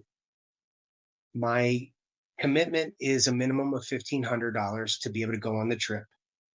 And that $1,500 spread amongst, 1,500 per participant is going to pay for the entirety of each hotel, all the food, and all of the service support that we receive every day while we're there riding from one location to the next. So how these programs work is that you start at a hotel, and you ride whatever the prescribed mileage is of that day, and that your end point of that day is a new hotel, 50, 70 miles down the road, right?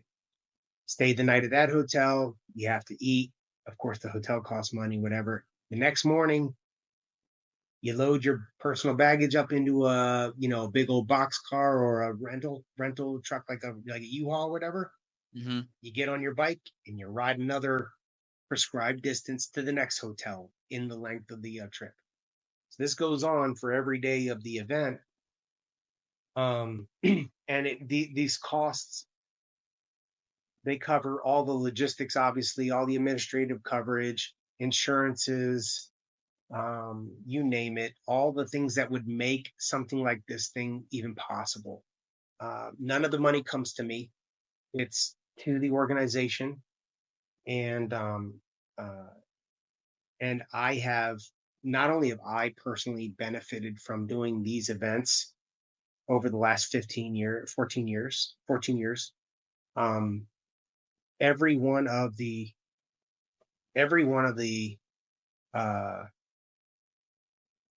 other participants of the rides, they all benefit immensely. You have people with missing limbs on adapted bikes so that they're able to ride down the road. You have people with eyesight issues, and you name it. And one of my major jobs is that I keep everybody on the road safe, Mm-hmm. first and foremost, as a ride leader. Secondly, I also contribute on bike paramedic or medic assistance should we have an accident. And quite coincidentally, it happens all the time. People Mm-hmm. have bicycle accidents all the time. And I just took care of a guy who broke his arm on my last challenge, right in the middle of the day, right? Hmm. Right in the middle of a ride. We had a crash in the middle of the street, stop him, splinted his arm, and got him onto an ambulance in the whole 9 yards. So this stuff happens all the time. And we have people that come there with pre-existing medical conditions that they need assistance with. And so that's one of my duties as well. I would also need to cover my travels to get to my individual travel to get to Germany for the start of the event, and then back home from France at the end of the event. My best calculation right now is no more than $1,500 for the travel, maybe as less as $1,100 or $1,200 if I get those tickets as soon as I can get them. And I'm So willing just to do clarify, you need 1,500 for fundraising for Project. What's the name of the Project nonprofit? Hero. Yeah, we are Project Hero. Project Hero. Yeah. Mhm. And then you need approximately another 1,500 so we Just to could help get me you there and back. get you to Germany Yeah, and then return back from France. right. All right. So my ask for everyone that's listening from Heroes Have Wings, let's support Jimmy. Let's get him to his goal, because what he's doing is a very noble and something that he's helping a lot of veterans. They need this help. And I think that we could make this $3,000. We could raise it together to help him get to where he needs to get to, so he can meet his goal for Project Hero. And also, just we're just supporting another veteran. I think that's something we need to do as Americans and veterans. We need to start believing in each other more. We need to start supporting each other more, so we could continue to facilitate great things in the world instead of being bogged down with all the negativity that goes on all the time. Right. So what I'm gonna do, Absolutely. Jimmy, is we're gonna put out, with your help, get me that link that you and I were talking about on the phone. Yes, sir. We'll get that link out there for everybody. So there'll be two links. There'll be one link that goes directly to the Project Hero to hit your $1,500 goal. And Yep. then we're going to create another link for Jimmy's travel. Okay. So once we do that, if you guys could just click on those links, make a donation. If you make a dollar donation, we'll be very appreciative of it. Absolutely. Whatever you can do to help, we'll be happy with that. But I challenge everybody listening, let's get together and help Jimmy reach these goals so he could be successful on this challenge and support other people, because that's what it's about. Absolutely. I really appreciate you, man. This is what you're doing here, creating this forum for us to come and talk and express what we've experienced in our life. It's important, man. It's really important. And I'm really glad that you're doing it. And I appreciate that. I noticed that just listening to you and all the other guys, and even listening to my story, Okay. we have to talk about this stuff, bro. Because if we don't, we're going to be that 80-year-old man sitting on our front porch on that swing, telling our little grandchildren or somebody, just bawling our Right. eyes out because we ain't never got this shit off our chest. Yeah. And I just think everybody needs to know what level of sacrifice we have and shit. They need to Yeah. know the great people you guys are, man. You guys are amazing. You're an amazing dude, Jimmy. Your story has been Thanks, great, man. man. Hell, we could talk for another 10 hours. I keep We telling the could, we guys could. that. Hey, if I'd like to say something to everybody else who is either participated or is going to participate or whatever, and that's just, man, I just want everybody to know, if you're seeing this and I served with you, I genuinely love you, and I probably do a horrible job of keeping in touch with you. But that's not because I don't feel something negative toward you. My life gets out of control like everybody else's does, and I get consumed by my own everyday everything. And I just want you to know that I'm honored to have had an opportunity to serve with you, learn from you, um, maybe inspire you. You certainly inspired me. I'm almost positive of it. Just I want everybody to know that I'm real bad at keeping in touch with people, and that's not a good excuse. It's the truth. But thank you to everybody, because y'all helped make a wonderful period of my life be come true for sure. And Jimmy, I want to let you know I appreciate you very much for doing this. I know we had our little, conflicting times, but hey, we made it happen and I appreciate it. I want to leave you with something. And Yeah. it's something you said during this podcast. And I just want to remind you and everybody that we served with and everybody that thinks they're too busy to make time. Mhm. Because unfortunately, we've seen a lot of people during their last moments. And during those last moments, I know those people wish they had more time. And if we had to ask any of those people that we watched pass away, what is it you probably want more in life? And they actually did a study about this. Yeah. And they just asked for more time with the people they knew and they loved. So I get it. We're all busy. Okay. We have allowed society and the norms of life create a life that we're so busy that we can't even figure out which way is up, which way is down. I'm a victim of it as well. Mhm. But reach out to those family members, those friends, those people you care about. And that's something I'm trying to facilitate here with Heroes Have Wings, is to try to reconnect with all the people that meant something in my life, or reconnect with people I've never met, build those relationships. So my final thought is, anytime you think you don't have time, just think about that young soldier that you're performing CPR on, just to give him more time. That one resource that we take for granted every single day. Or that young person we had to watch pass away, not realizing that in their final moments they couldn't say bye to people or spend those moments the way they wanted to. So find that time, guys, whatever it is. Calling your mom or your dad, sitting down with your children, calling an old army friend to tell them, hey, you miss them, you love them, whatever it is. Find that time. Something as simple as a text message. And you can do something I used to do with a lot of my members at my gym. I used to grab my phone and I would make video messages and send it to people. Mm-hmm. And that right there leaves a lasting impression on people in a good way. So find that time, guys. Not having time is not an excuse to let life pass us by. Once again, Jimmy, I appreciate you, man, a lot. I love you. Appreciate everything you've done for our country, sharing your story. And shit, man, there's some things I didn't even know, but I'm happy you shared them with me. And Thank you, man. You did validate the fact that you are an American badass. So keep it up, man. Thanks, dude. Keep pushing people. So. Honestly, keep pushing people. Our country needs strong leaders like you, man. And keep doing great things. I love you, brother. Love you too. This is another great episode of Heroes Have Wings. Continue to tune in and listen to more heroic stories like Jimmy's. And we're going to keep going from here. Keep supporting the channel. I appreciate everybody out there that's helping us grow. We are growing steadily, but we are growing. So you guys have a good night.